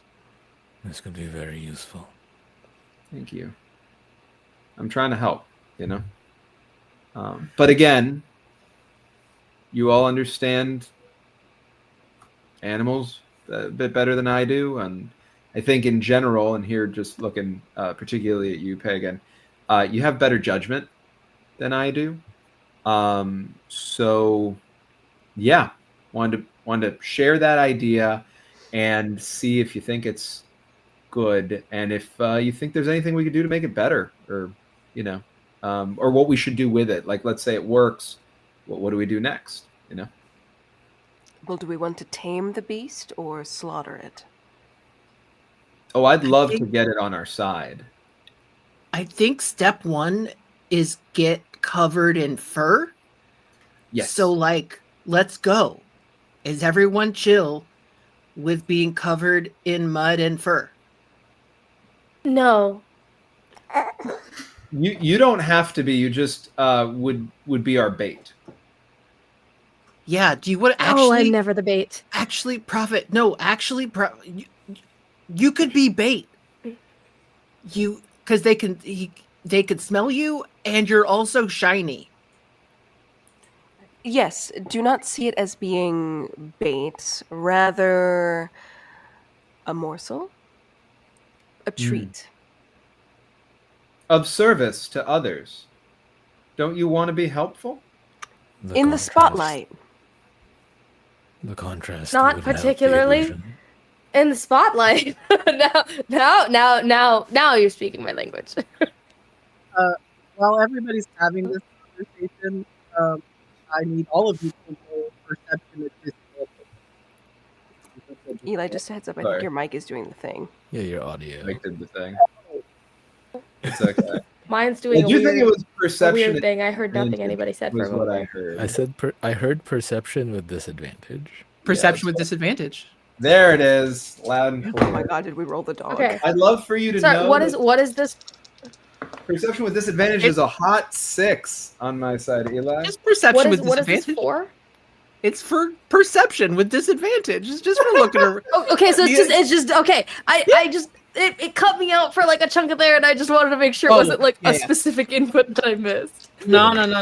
Y'all are just you're. I'm busy. I'm busy trying to help my buddy feel useful and grounded and present in the moment. I don't have time to perceive other things. That's all I got in my vision. I rolled So we had a 9. 4, a 9. Okay, Mhm. a 3. Great. Apparently, rage helps focus, even with disadvantage. That's a 21.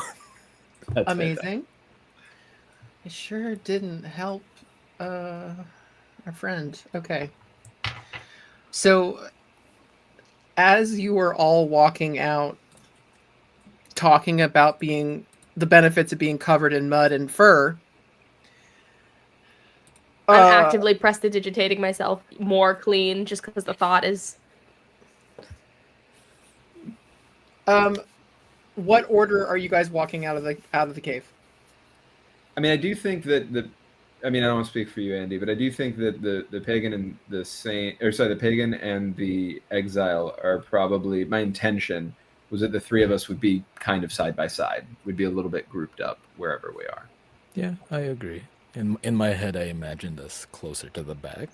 Yeah, that works. I think that's perfect. I think the serpent likes that as a default, because that way they can keep an eye on the false prophet. Yeah. So you're saying the prophet and Eurydice are walking out first? Yeah, I love that. I think Saint is also a couple of steps ahead as well. Okay. So is it Eurydice and prophet? The prophet's Saint- not opposed to going out in the front if the saint is very deliberately a little bit more in front. I would also say, yeah, I think the saint is still trying to play goody-goody with Eurydice despite their behavior the night before, because self-reflection, blindness, there's layers there. So I feel like Saint is like, I feel like it's a bowling pin situation, like Saint in the front, then Eurydice and Prophet, and then Exile, Pagan. and That's Serpent what in the I was back. thinking too. Yeah. Yeah, especially So because like I think given the general vibe of all of our interactions, I think it's not too off base to say that the prophet at the very least would be kind of subconsciously human shielding the saint. So, Like Eli, we're, you're in front of me. Why do you want to know, Eli? we're now We're all. Yeah. In before whatever's about to happen, I believe we are all within 30 feet of the saint. Yeah, I think it's And everybody is therefore within 30 feet of me with the lantern of the divine flame in the back. okay. Perfect. Oh yeah, we have bless. It's Yeah. We I should wasn't gonna remember remind that. you of that shit. I wasn't gonna remind you of anything during that beautiful scene at the long rest. No way. Didn't need it. Hey, there was no it's, blessings that evening. No, there was no blessings then. I Oh, legitimately man. partially caught it because I was like, I don't know if it's supposed to fall on the floor. So Saint, as you walk out, hearing the bickering behind you of the very persnickety prophet not wanting to get mud and fur on their not even real corporeal body, and the benefits of not of camouflage, does a 23 hit you? Yeah. Cool. So it would in fact hit me. in the back, there's a conversation going on. What if I say no? I'm not actually I doing anything. will know- I'm just saying no. I'll know that that's a lie and the prophet lies. So then you take hold on. Math. Right. Truly You the know I it's don't bad. like that was your reaction to seeing the numbers. It's real bad when the math takes time. 8. I just can't do guys, I'm dumb. I can't do math. I'm It's okay, stupid. scare us. Keep intimidating us, Eli. I love it. 18 points of slashing damage as a guardian, as a famine keeper, much like the one that was commanded to jump into a hole, looking a little singed, slashes into you with their scythe and says, I have been hunting for you for hours. So roll initiative, guys. Yeah, buddy. It's a little singed. That's a 16 for the serpent.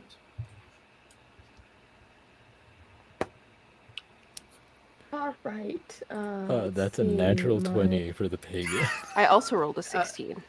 Yes. Perfect. Natural 20 from. What does that get you to, Andy? That's a nat 20 from the pig. Yeah. So what? But what? I can't remember what you add to that. Oh, nothing. It's 20 flat. Oh, it's just 20. Yeah. That's a +2, which makes that a 4. Hey, listen. You gotta. I'm For the just first time I'm actively prestidigitating my codes clean. It takes me a sec to react when things happen. Bad. Perfect. Okay. So as this comes down and you guys see the saint getting slashed, Pagan, you are first up. I think as the saint is attacked, the pagan is going to take their crosshair, hold it high up above their head, and they are going to say, "Embers in the sky gather, and in your embrace strike." And are we outside? You guys are at like this thing was like at the mouth of of where you guys were hiding, so you could still be back if you want to step. But you have your movement. If you want to step, you're at the mouth of the cave. Sorry, more important question. Is the devil outside? Devil's outside. Then I think from the up far above them, a bolt of lightning is going to crash down on where they are standing. Beautiful. Is there a save for that? Yes. This is Call Lightning, and it is a dexterity saving throw. Because they are outside, it will do 4d10 instead of 3d10. Hell yeah. Okay. Dexterity saving throw. What's the save on that? Dexterity. Oh, sorry. What's Do you this- mean like the number? DC, yeah. Yes. 4. Is this right? I have 3 plus 3, 6, 14. And I think, do my saves increase? I forget if my stuff did that. I don't think so. So that is a DC 14. Okay. With a 21, they save. Okay, so they will take 29. Instead of taking 29 points of lightning damage, they will take 15. Perfect. Cool. Awesome. And I think the pagan is going to stay in the back, but move away a little bit from the group, just so we're not clumped up, and that will be their turn. Perfect. Next up is Eurydice, who is gonna fucking hide. And with a natural 19, she slinks with the lyre back into the cave and ducks away. Awesome. Okay, next Oracle up is still invisible, kind of just like lurking around, keeping an eye with under it. okay. Perfect. Okay, good to know. That's still the task. It's just don't lose her. Don't lose.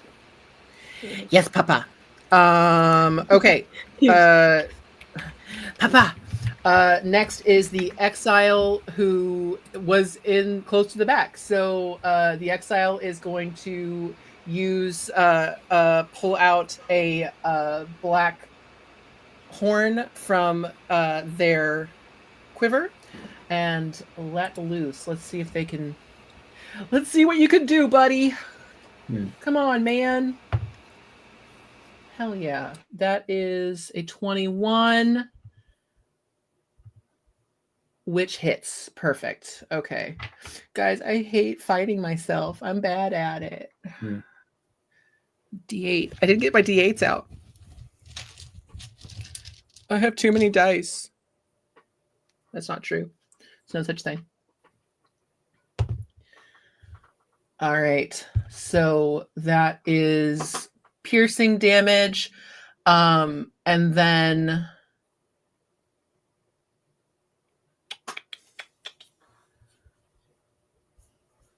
so that's 4 points off from that.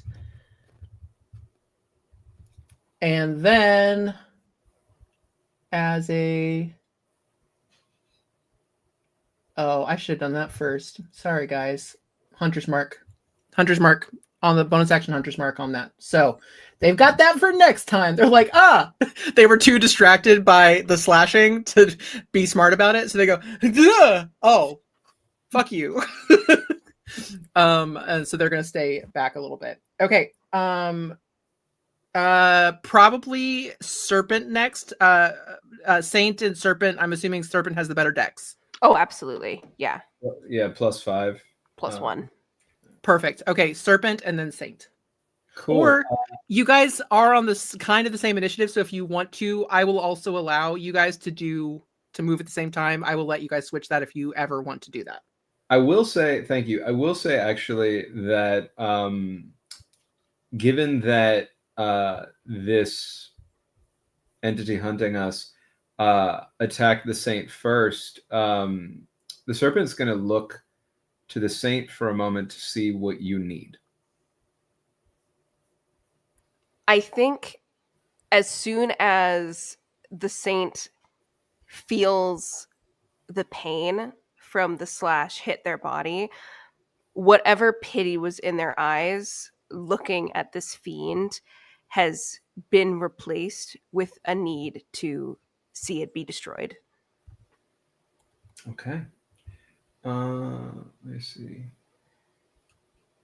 Can I use an action? This is an above the table question. If I go Snorse, that takes my full action, so I can't also attack, right? I mean, I have bonus action, but I can't. Huh? Yes, I believe so. That's okay. No stress. What I'm going to do is I'm going to be a sneaky little non-gendered boy, and I'm going to roll up with my golden asps, and I'm going to sneak attack this flanky flanked person, which I believe means I attack with advantage. Yeah. And I got a +9, and that's only with advantage a 17. That hits. Okay, great. But I bet it was an edge case.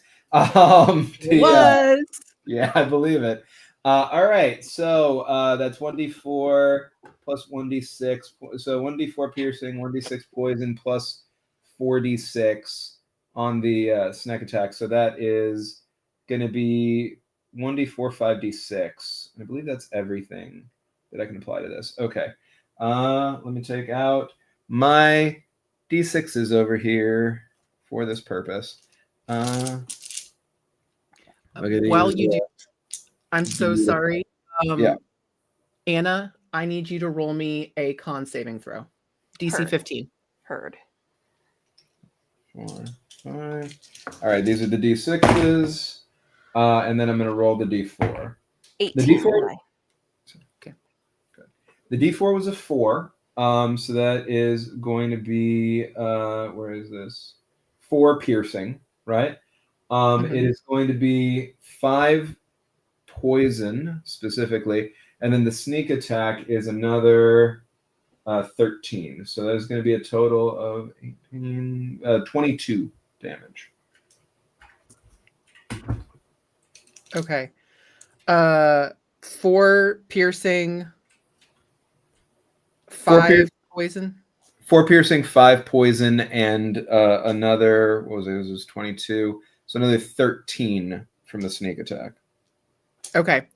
I will say thank you for breaking it down. I will say that poison damage didn't look as effective as you would have expected it to be.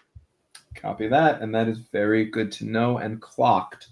Now, I'm going to do bonus action disengage and use whatever is left of my movement to slink into the shadows. Okay.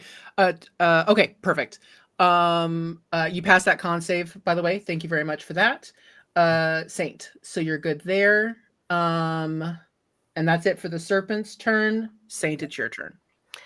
I think the Saint... What did this thing strike me with? What is its weapon? A scythe. It's like a reaper. Like it looks like it's... Yeah. I think the Saint twists their body out of the scythe's blade, and they take their banner and they try to plunge it directly into the chest of this fiend. And they say, "Your kind are never able to repent, so die." And that is going to be 25 to hit. Hey. And I'd like to smite as well, if I could.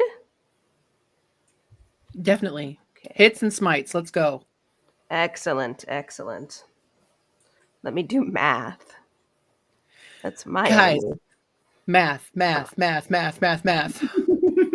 Everybody. Hey, everybody who rated, what's up? Nice to see you. Also, you're here for the fight and you missed the emotional PvP from the first half. So come back and watch the VOD later. That's a lot. We're all very well rested and totally fine. Yeah. Everything's fine, guys. Everything's fine. We're so much closer as a unit now. It's true. Some of us are as close as ever. Yeah. We've got 8 piercing from the banner, and I'm going to do the smite damage separately. So that is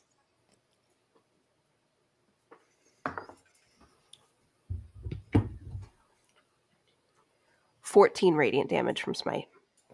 Beautiful. I think, I think Serpent would clock this for sure, being closer now, kind of in melee range.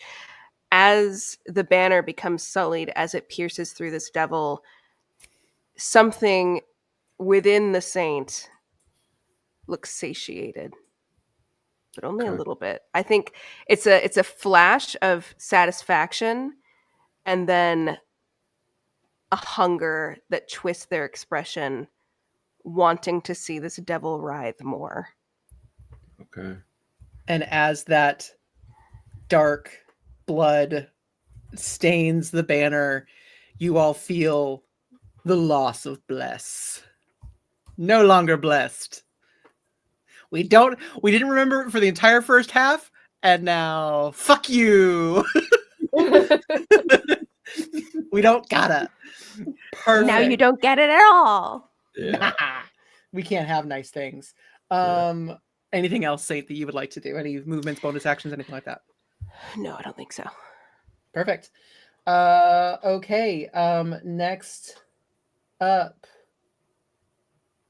No, I didn't. Pagan went first. I was like, did I miss the pagan? Fuck. The next one is going to be our famine keeper, who is going to hit the asshole that just stabbed them with a weird, like, cloth spike thing.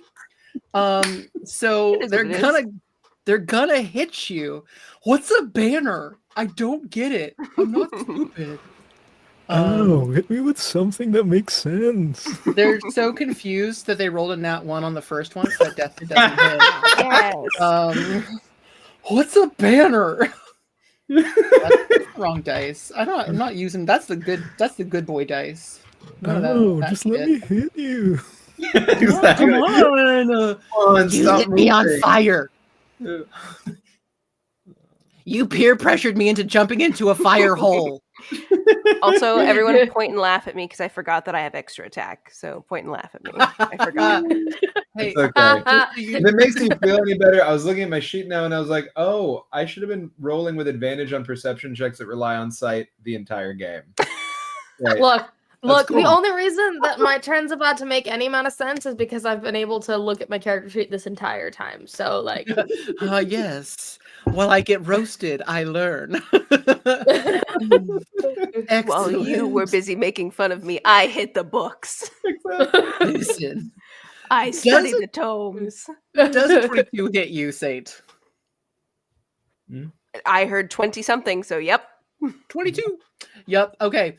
So they also get 2 attacks. I only hit you with the 1 to start off, so I also fair, multiple attacks. Hey, listen, we're good to each other. They're feeling each other out.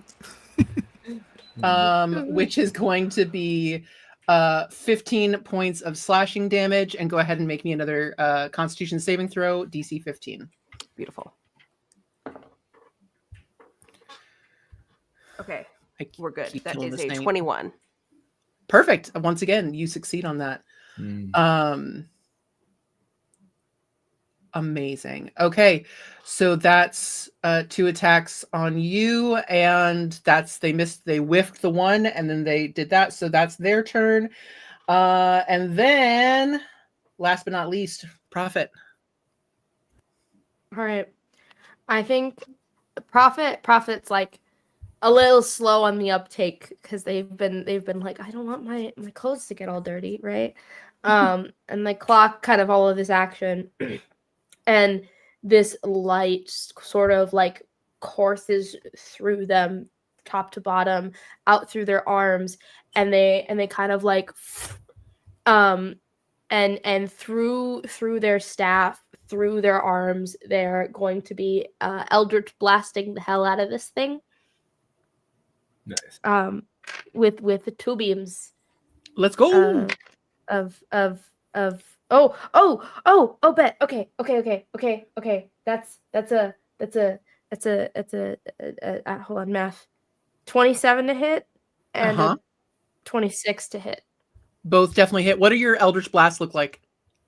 I think juxtaposed next to the false prophets, like dark, kind of looming, like black, kind of goth aesthetic.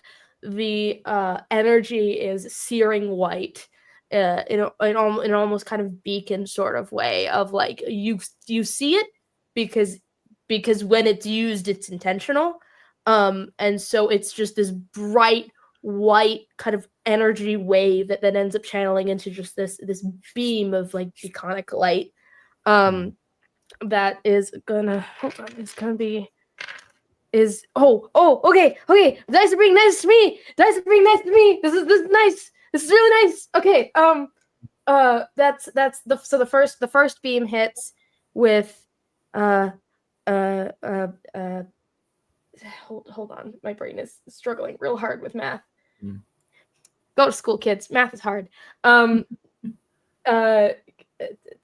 plus 6 is 13 points of force damage. And then the second one hits with 15 points of force damage. Amazing. Just back to back. And then does this thing look like he's doing okay? No. Okay.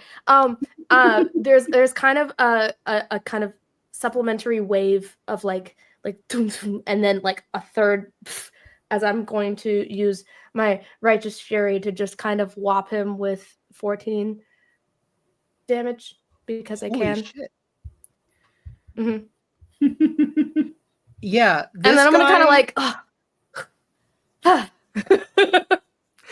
This guy went from cocky to not again. So fast. So fast. I didn't even get to try to hit you last time. No. Pagan, back to the top of the order. I would actually wait. Bonus action disengage, and I'm gonna just walk to the back of the group. Perfect. Hide because I can. Back into the cave. Yeah.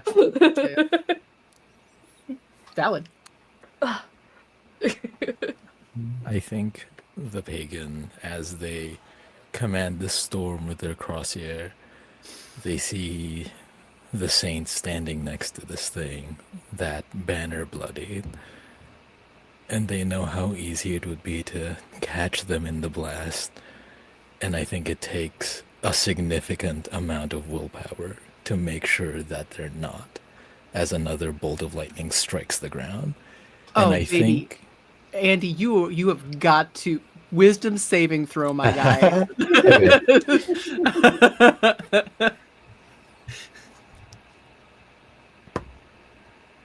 13.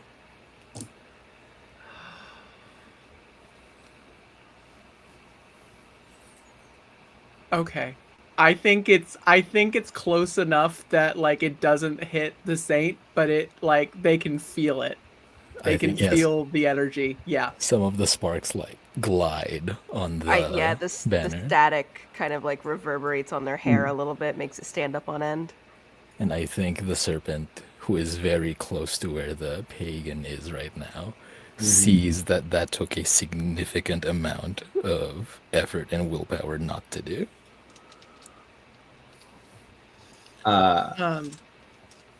Is it okay if out of turn order I just quickly acknowledge that with a Yeah.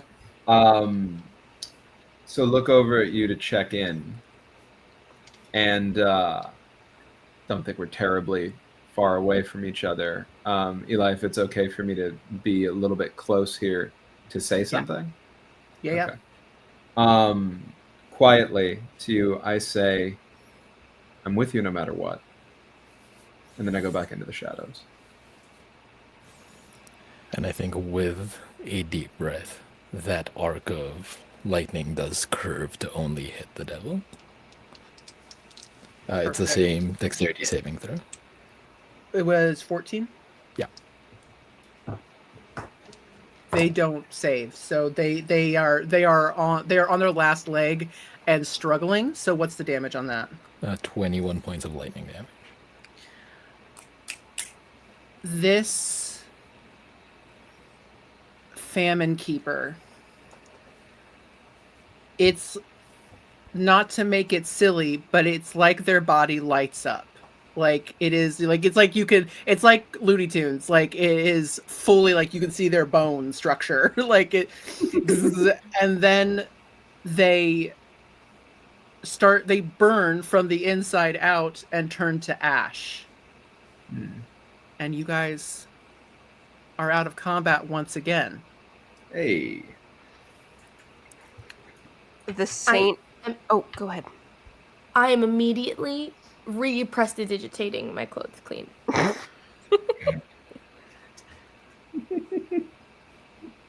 Priorities. The saint looks at their bloodied banner and they look at the now fried body of this devil, and I think they grip their banner tightly and they are going to reflect on that hunger, that insatiability that they felt when they plunged into its chest. And for a moment, they try to push it out. I think there's a clear furrow in their brow before almost a satisfied smile grows across their face, and they're going to use Embrace Your Sin, and I'm going to spend 2 hope points to purify my banner. Nice. Anybody who would like to, feel free to roll me religion or insight. I will. Not terribly insightful at a 10. Okay. Dice were nice for the fight. Dice are not nice now. That is a nat 1, which makes it a 6 for insight. That is an 18 for the pagan. I think with that, everybody, you all see the banner cleansed. And you all feel that now familiar warmth of a bless. You have your differences, but like that's ports in a storm. Pagan, maybe you take some sick pleasure from this. You see the cost. I think the pagan would even see the saint mouth to themselves, "He is still with me."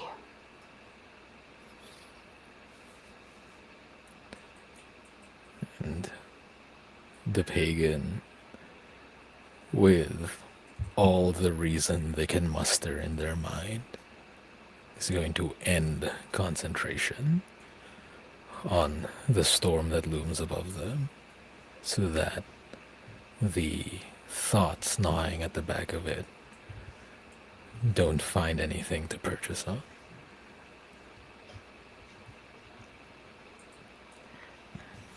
Are any of the rest of you hurt? I believe it was rather fixated, but The false prophet's gonna close their eyes for just a moment to connect with Oracle to see where the shit did Eurydice go. We're right behind you, Papa. In the cave. I'm gonna like look through, like I close my eyes to like look through Oracle's eyes. Is how I'm gonna like think for that. You see, okay, so as you're warging, yeah, you see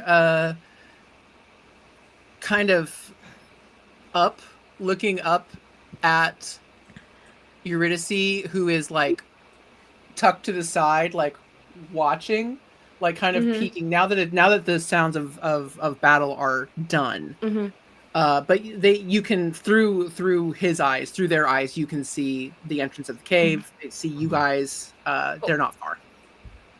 I open my eyes and look towards the saint and go, I made it out of that completely unscathed. Lucky you for standing behind your not companion, right? This is your solo survival mission, yes? Well, I use what's available to me. A thank you would not go amiss, and the saint is going to use lay on hands on themselves for 20 points. 20 points of lay on hands. You're muted, Eli. I'm trying to be nice because my chair is the loudest chair in the history of chairs. Then I forget. Does that get you to full? Not full. Saint is at 44 now. They were at 24 before. Their max is 57. Perfect. I think the pagan will call over the serpent as if asking if they could help them walk.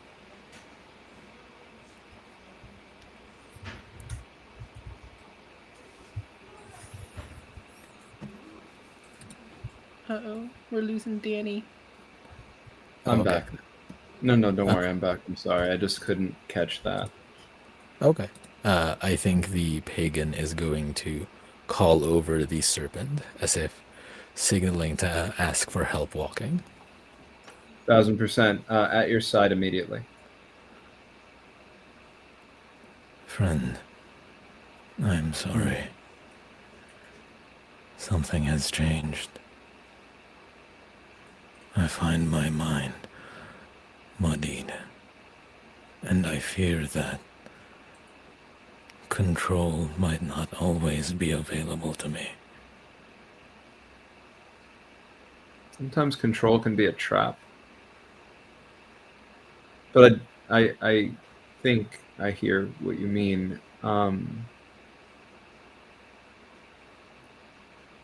Maybe it's a concern with not wanting it to control you.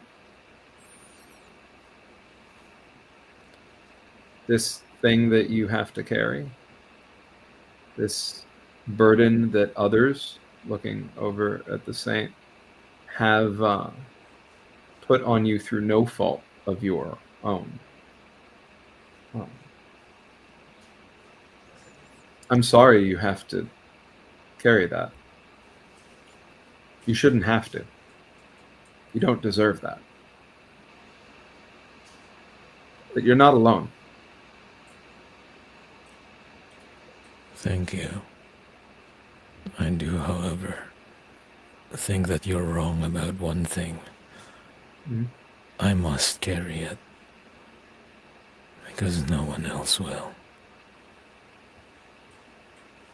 Carry There those is- who... Sorry. There is no one else left who can. I know. Carry them. But carry them in their joy, too. The moment of their end, what you showed us, that didn't define who they were. Every moment you had with them before that was who they were. That moment is who they are, pointing over toward the saint. That's not who you are. That's not who you carry. And they don't get to take that from you or from them.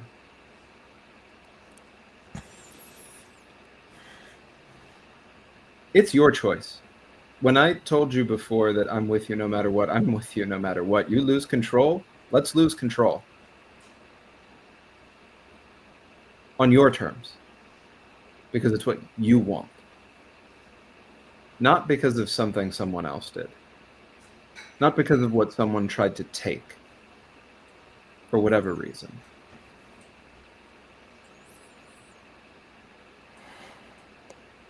And if you carry it, and you let me, and it's okay, I carry you.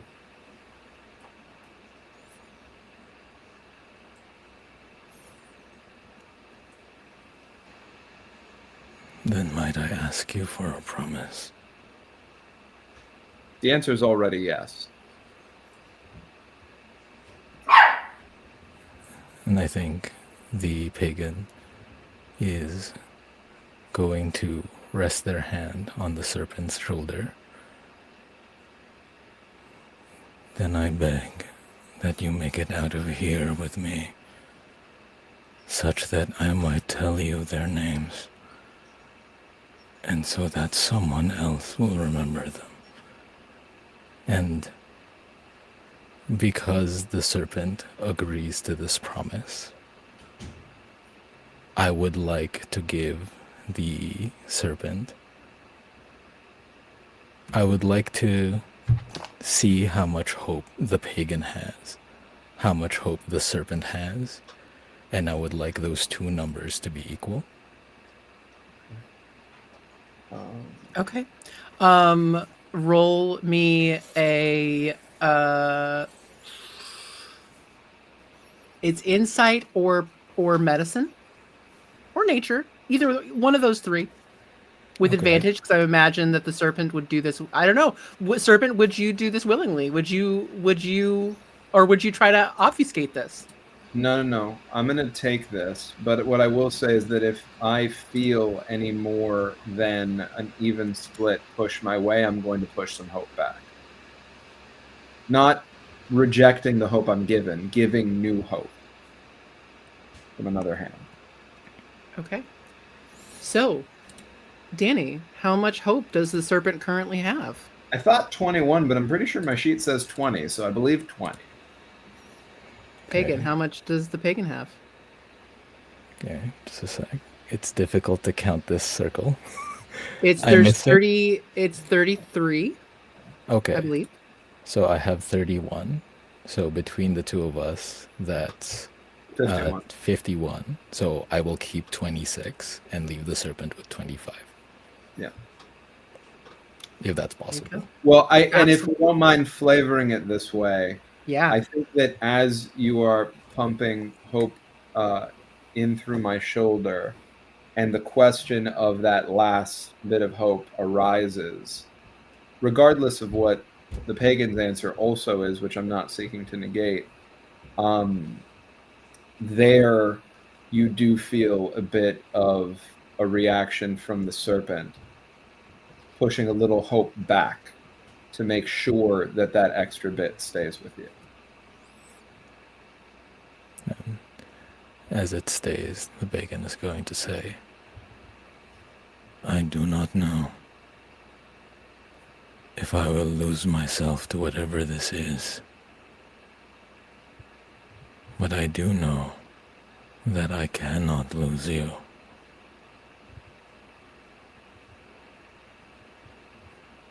I will do this with you. I will not leave you alone. I will not make myself willingly into another burden you have to carry or another person to mourn. If we live again, we live together and laugh in the sunlight. And if we die, we do that together too. So know that if you go and lose all hope and wander in this world, I will pump whatever hope I have left into the nearest place I can put it and follow you.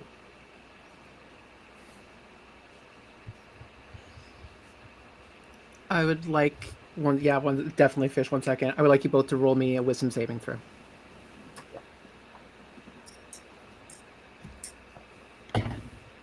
I'm going to use my Aegis on that to re-roll that saving throw. Because that was a 2, y'all. Just wanted to know that. Hey, listen, nothing bad happens. Hey, it's a 4 anyway, and I burned my Aegis, so you know. That's fun. That Nice is roll. that is a 23. Oh, I'm sorry. I should have been adding stuff. That's a 6 technically on my wisdom save. You guys technically you got blessed back too. Oh, hey, look at that. Shenanigans. That's a That's a 9. D4? Yeah, it's a D4. D4. So yeah, that's a 9 on my side now with bless. Perfect. This is a memory, so nothing terrible happens. It's less clear. Oh, the microphone again. No, you'll get it. You're gonna have a memory. Okay. This memory is foggier than the other ones. Exactly. Actually, that's Feel like I'm 100% what I was. underwater. That's 100% what I was saying. Was that it was really foggy for the No, but it's back. Your mic is back. You're good. Yeah, I don't, guys. I don't know. Anyway, Serpent, this is less. You don't. This is not clear for you. It's Sure. more of a feeling of warmth, of sunlight. Pagan, you've got the most clear vision of sitting on top of rampart walls with luscious fruits and honeys and dates, sharing a meal, sharing a smile, with a girl with the most beautiful face. And it's such warmth. And it's almost like that face is superimposed over the rags of the serpent before your vision clears again and you are back.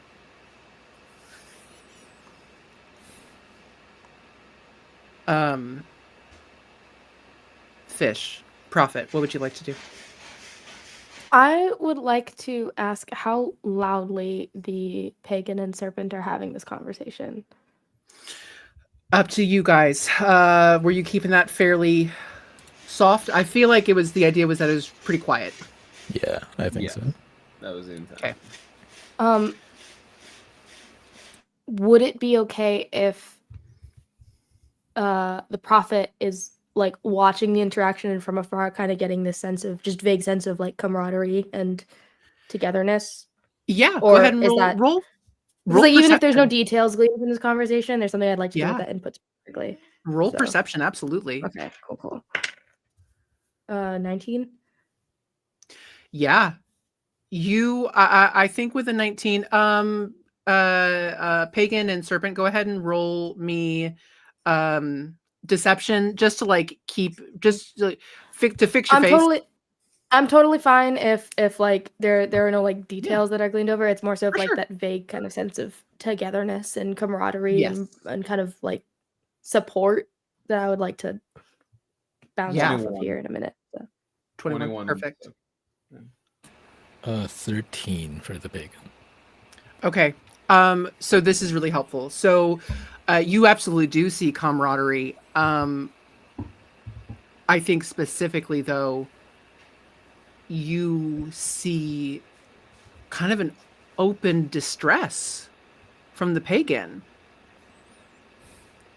And you see that connection of support and strength from the serpent, which is just, you're like, the buds, they're only stronger. But I think for your to file it away, you see anxiety and distress from the pagan. So I think kind of in this moment, this sort of like calmness post combat, the prophet has been putting on this facade of like, I've got my shit together and I know what's happening and I'm getting exactly what I want out of everything all the time, constantly, and nothing is wrong. And has been using kind of the prestidigitation as like a funnel for that energy. And I think they're kind of constantly in this sense of I'm absorbing as much info of other people around me as possible, and in watching kind of this general sense of vulnerability and camaraderie occur in front of them, I think their smugness falls away for a minute into almost a sort of longing. And I think they're gonna look over at the saint for a little bit. And before like recognizing that facade has fallen a little bit and like kind of pick themselves back up together. Like for just like a moment, I think they are a very transparent image of this sense of, man, that would be nice. Can the saint clock that? Go ahead and roll perception. And I think what you see is the exile walking up to the saint and putting a hand on their arm and casting Cure Wounds for 8 points of healing. Hello, friend. Does that help? You really took literally all of the damage. I am not unfamiliar with blades piercing my skin, and I appreciate it.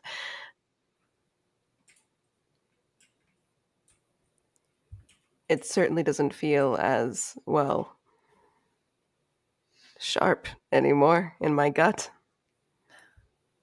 Well, maybe we avoid that in the future if We can certainly try, but with devils popping out of corners, we'll see. I would rather it be me taking the brunt than one of you, of course. I won't argue with you. I don't think I could. I'm better from far away. I am at least built for it, or perhaps trained for it, I suppose. Well, I'm here.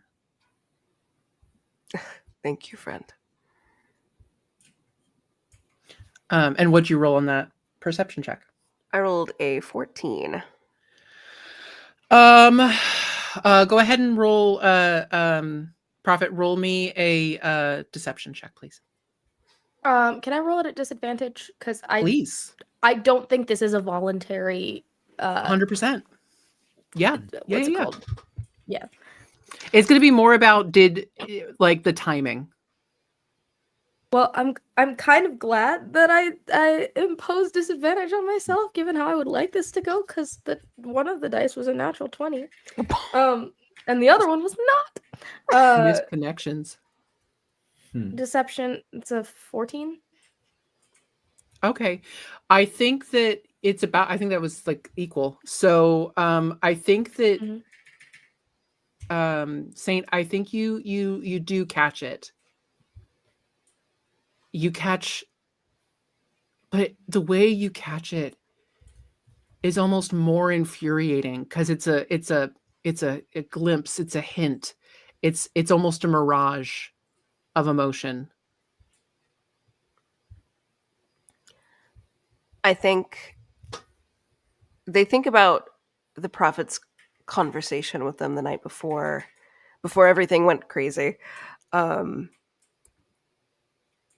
Their gaze flits from the exile and their little banter over to the prophet, and the saint sort of just stares for a moment, cocks their head a bit, and nods to the prophet as an invitation to come over.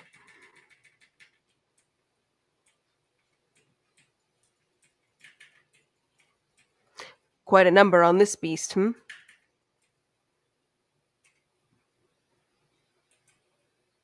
I think in that like glimpse, the prophet kind of pulls their facade back up, in a way that feels intentional and as a direct response to your words of like, well, I don't know how to interact being vulnerable, so I guess we're going back to being smug meat.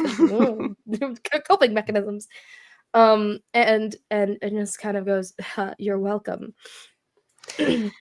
Yes, you are quite mighty the chuckle indeed. the chuckle feels, I think, half baked and insincere. Whereas like up till now, every time they've kind of chuckled, it's been kind of like a hey hey hey, and this time it feels emptier than that. It feels like a haha, don't ask me how I'm feeling. Those two certainly are close, aren't they? Relying on other people always ends in betrayal. Well, I am of the firm belief that relationships cannot be one-sided. They have equilibrium, a give and take, balance. It is the same with my relationship with the Lord. I give myself, and I am to receive forgiveness, I suppose. Do you have anything like that, Prophet? Or do you find yourself simply at the task of taking?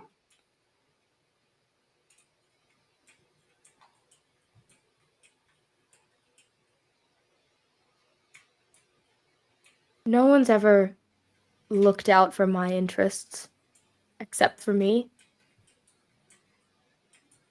And I refuse to give my enemies the satisfaction of taking advantage of that.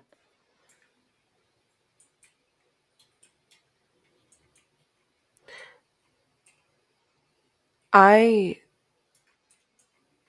think the saint shuffles a bit, and they turn their back more away from the serpent and the pagan as this conversation continues. You see them sort of dig their heel into the ground a bit, almost a bit timidly, I think. And they say, if it means you dropping the walls that you have very carefully built for yourself, I'd be willing to lend an honest ear, but only one of honesty. I ought to try and do better too. I acted without patience and without grace yesterday, and I ramble. I apologize. I feel myself becoming consumed by something here. It's easy to lose yourself when you stand alone. You are invited to our circles, you know.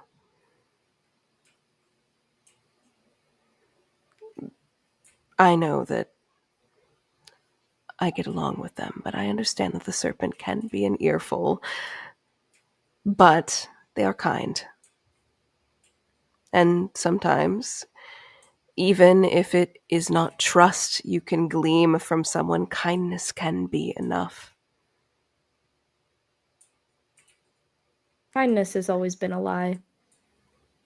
Perhaps in your experience, but What makes my experience any less valid than yours?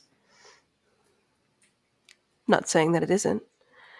I simply mean to express that perhaps even in hell, we can experience something new. I am at least trying to take the situation on the chin where I can, and I have failed multiple times in that regard, but my faith is nothing without the word forgiveness hammered into us, so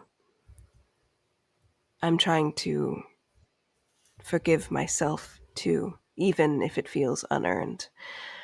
I don't know if you see that there's anything you should forgive yourself for or move on from, but at the very least, perhaps we could try to push aside grievances and work together. After all, last night, I think if it weren't for intervention, someone would be dead now. And yet, here we are, standing together, slaying a beast. So, it has to be worth something. Even if it just ends up being tolerance for now.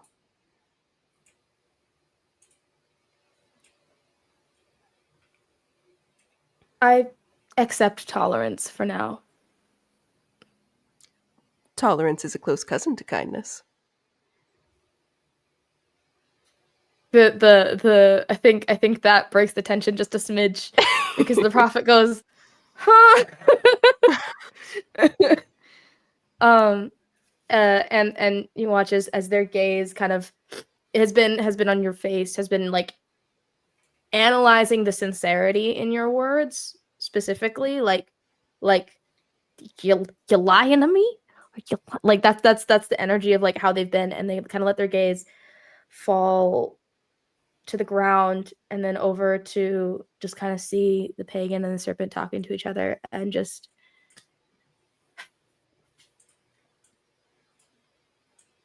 there's always more to learn.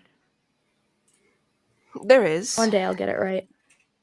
How about you and I learn to tolerate each other? That I can manage.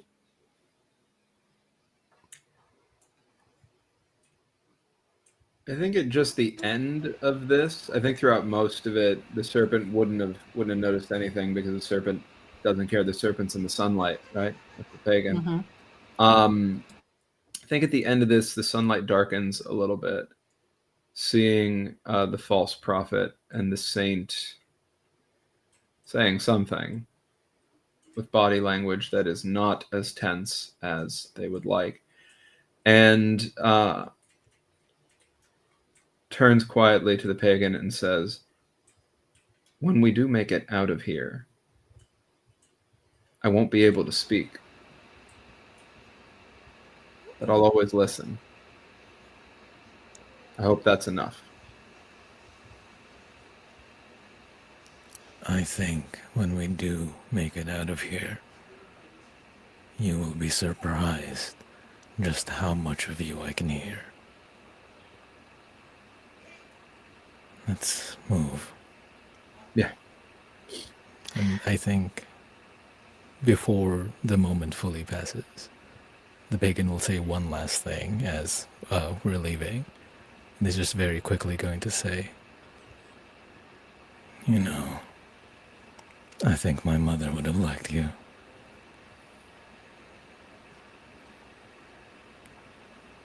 I would have liked her too.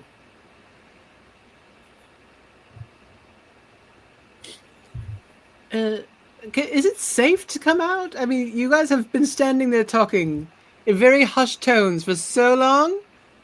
Are we gonna die? I mean, yes, but can we go? Are we good? The saint gives like a quick kick to the devil that's fried on the ground and calls out, "All safe out here." And as they release the prophet's hand from their handshake, very intentionally, kind of gruffly smears whatever blood was left on their hand onto the prophet's clothing again. Prophet immediately pressed you. Immediately, like a reflex. Tolerance, prophet, tolerance. Yes, Eurydice, it is safe. You may join us again. Last roll for the night. Mm-hmm. Andy, I'm gonna need you to roll me a D10 plus 3. D10 plus 3? That's so specific. Okay. It's the encounter roll, guys. Every time you don't encounter Cerberus, I add 1. It's 6 total. 6 total. Just won't stay down, right? Just this the one guy. Just back up again. Saint kicks him and he gets back up. It's like Frankenstein. It's like No. Bowser, it's a skeleton now. That is you. As you walk on, Pagan, you can still feel the warmth of that sunlight. You can taste the honey on your tongue. And we'll find out in 2 weeks what Andy just rolled. Oh joy. Oh joy. So for now, we're gonna call it a night. But before I let all of you go, I would like all of my players we'll start with Anna. Tell us what's up. Tell us where we can find you in the next 2 weeks. Oh my god. In the next 2 weeks, hi everybody. You can find me everywhere at Local Level Up Lady. In the next 2 weeks, I'm doing a couple of different things. 5GMs in a Trench Coat has a brand new mini-series coming out using Good Society RPG called Marriage and Merriment. You can find me on there starting on December 12th as Esther Lockhart, looking for a husband on the Marriage Mart in the Ton. You can also find me on my actual play podcast, Dastardly Dungeoneers. I have a brand new volume of Tales from the Road coming out that features some really, really awesome people in the space, including some of my friends from over at Dungeon Dropouts, Shadow Sylvia from Roll D5, and Grant from Game Master Monday. So if you want to listen to them, try to find their missing friend. You can check that out coming soon. Beautiful. Danny, what do you got before we see you again in hell? So next 2 weeks, I was looking at my schedule.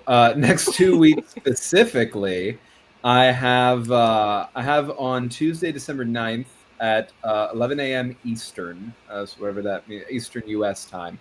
I'm going to be doing the second game in the series for Pantsless Tables for Pantsmas 2025, which is a D&D game called St. Brook Down. I am also going to on... Oh, geez, where's the day? Just had it here. On Friday, December 12th, so this same time frame, right, at 8 p.m. Eastern on Nerds with Dice, going to be doing a game that is an original game, a new game, called Something is in the Dark, that has a bit of like 10 Candles meets Blades in the Dark vibes, I think. Just still learning about that. And actually on the same day that we come back to Hell, but before we come back to Hell at a time that is TBD, with D&D with D, going to be in some kind of die-hard holiday shenanigans. So just follow my stuff and you can get the deets. Beautiful. Fish, what do you got coming our way? Hello, I'm Fish. You can find me all over the interwebs as Fish Finley. I sing, I draw, I play games. It's a very fun time. For the next 2 weeks, I will be sleeping. It's going to be fantastic. Yeah. But in the new year, I've got a whole bunch of projects that I've been recording for. So keep an eye out to see all the stuff that I'm on. You can check out my card to see like the full list of everything as it pops up. Currently, though, my art commissions are completely open. Mm-hmm. They're so open. You would like Hey, me to guys, draw your fancy, you know what? cool little guys. You should. You know what makes let me know. amazing Christmas holiday solstice presents? Original art made by a person, not AI. Human So- hands. Mm-hmm. I thought you were gonna start Human- doing like the B movie dialogue. Look, there's only Yeah. one. Look. There's only one person who hates AI more than me, and that's Hayao Miyazaki. So like, if you would like your cool little blorbos drawn, feel free to. And also, if you'd know. like to break Hayao Miyazaki's heart, this is canon now. Like, Oh yeah, Rainbow no, Canon. absolutely. If you will- break, you if will- you want to break Hayao Miyazaki's heart, don't get in Hey, there first and look off- at Fish's art and see what you Yeah. want to buy. But if you want to make Hayao Miyazaki smile, And be with his proud. heart and Like, and on his face, then get up in Fish's like art stuff and buy some holiday cheer. for Also, people who if love my real art. commissions are a little bit out of your price range, I do sell prints of stuff I've already made. So feel free to check out my Hell prints yeah. stuff to see all the commish stuff that I'm. fish, guys. I've got Commish so fish. much going on, and by so Hashtag much I mean commish sleeping fish. and drawing. It's gonna be fantastic. Hashtag commish fish. Commissioner. Commish fish. I'm stealing that now. That's mine now, Eli. You're welcome. Have Put it on it. your link tree. I'm so But sorry, by yeah. the way. I realized I forgot. There's 2 things from Queer XP in the same time frame that are going to drop. One behind the Patreon wall, one that's not. Daisy Chainsaw with Neil, who is also in Inferno, is going to drop publicly. Yeah. Got to play Parrish in Yaziba's Bed and Breakfast, which was extremely fun, and I'd recommend checking it out. Mhm. You went full for a second? Everyone's mics are going Every Lost your underwater. mic. microphone is breaking. Lost your mic. Did my mic also go away? Yeah, I did the whole thing. Same and way, then- same way that Eli's does. Oh, beautiful. Yep. I'm glad that happened. It's just the mic Yeah. didn't want me to plug the Queer XP. So, Wow. That's homophobic. yeah. That is, yeah. Fish. Yeah. Very good So, microphone. what I was mentioning is, I'm sorry, I forgot to mention because it's pre-recorded. On the 8th, it'll come out publicly, but now it's actually available in the Patreon. Daisy Chainsaw with Mia, who was in Inferno previously, and a bunch of other awesome folks. It was a blast. And then on the 15th, I believe, it's dropping just for patrons in the Patreon. But if you're in there, check it out. Yaziba's Bed and Breakfast, I got to play Parish, which was really fun. So yeah, and with a bunch of awesome people. Fish. Last thing. Yeah. So the art commissions and prints and all of that jazz. The biggest, easiest place to see what I'm up to is on my card and also on my Instagram. Woo. Perfect. Fish Finley. And also That's- go check out Andy's Instagram Mm-hmm. for their amazing Andy's short a really stories. cool short story. It's really cool. Andy, what else? What else you want to plug? Oh, I don't have much going on, but if you want to see more of me, you can go listen to Magnificence by the Tabletop Tailspinners Network. You get to listen to me play a different Wisdom Caster angry person. It's I have The quite the range. range. Beautiful. In the meantime, with Streaming Rainbow, we will see you back here on the 19th in 2 weeks. If you want to have some more amazing content, come join us on Tuesday on our YouTube, where we are going to have the third out of 5 sessions of Hallie's Children Heaven's Eye, which is was the first campaign we ever ran, and it is the last chapter of our first campaign about superheroes, basically empowered people who were given superpowers by Halley's Comet. And it's really lighthearted and very fun. It's not. It's very serious and very sad, but it's great and we love it. Serafina Smith is the GM for that. Myself, Courtney, David, and Cameron, who we are all members of. We are all basically founders of Streaming Rainbow. All play together. Like I said, it's our first campaign. So come join us as we watch our last chapter. Also get in our Discord because we're all there and it's fucking rad. So we would love to hang and talk and just nerd out in general.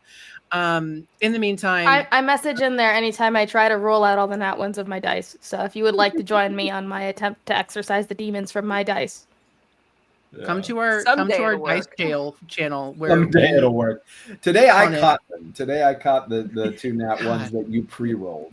Yeah. it's like dice STDs. It's awful. So anyway, I love you all very much. Thank you very much for joining us. Be good to each other. We might be in hell. It might be bad out there, but in here, you're all wonderful and I love you. We will catch you in 2 weeks. Follow everybody here to see all the cool things they're doing. And we will see you in hell. Goodbye, everybody. Bye, everybody.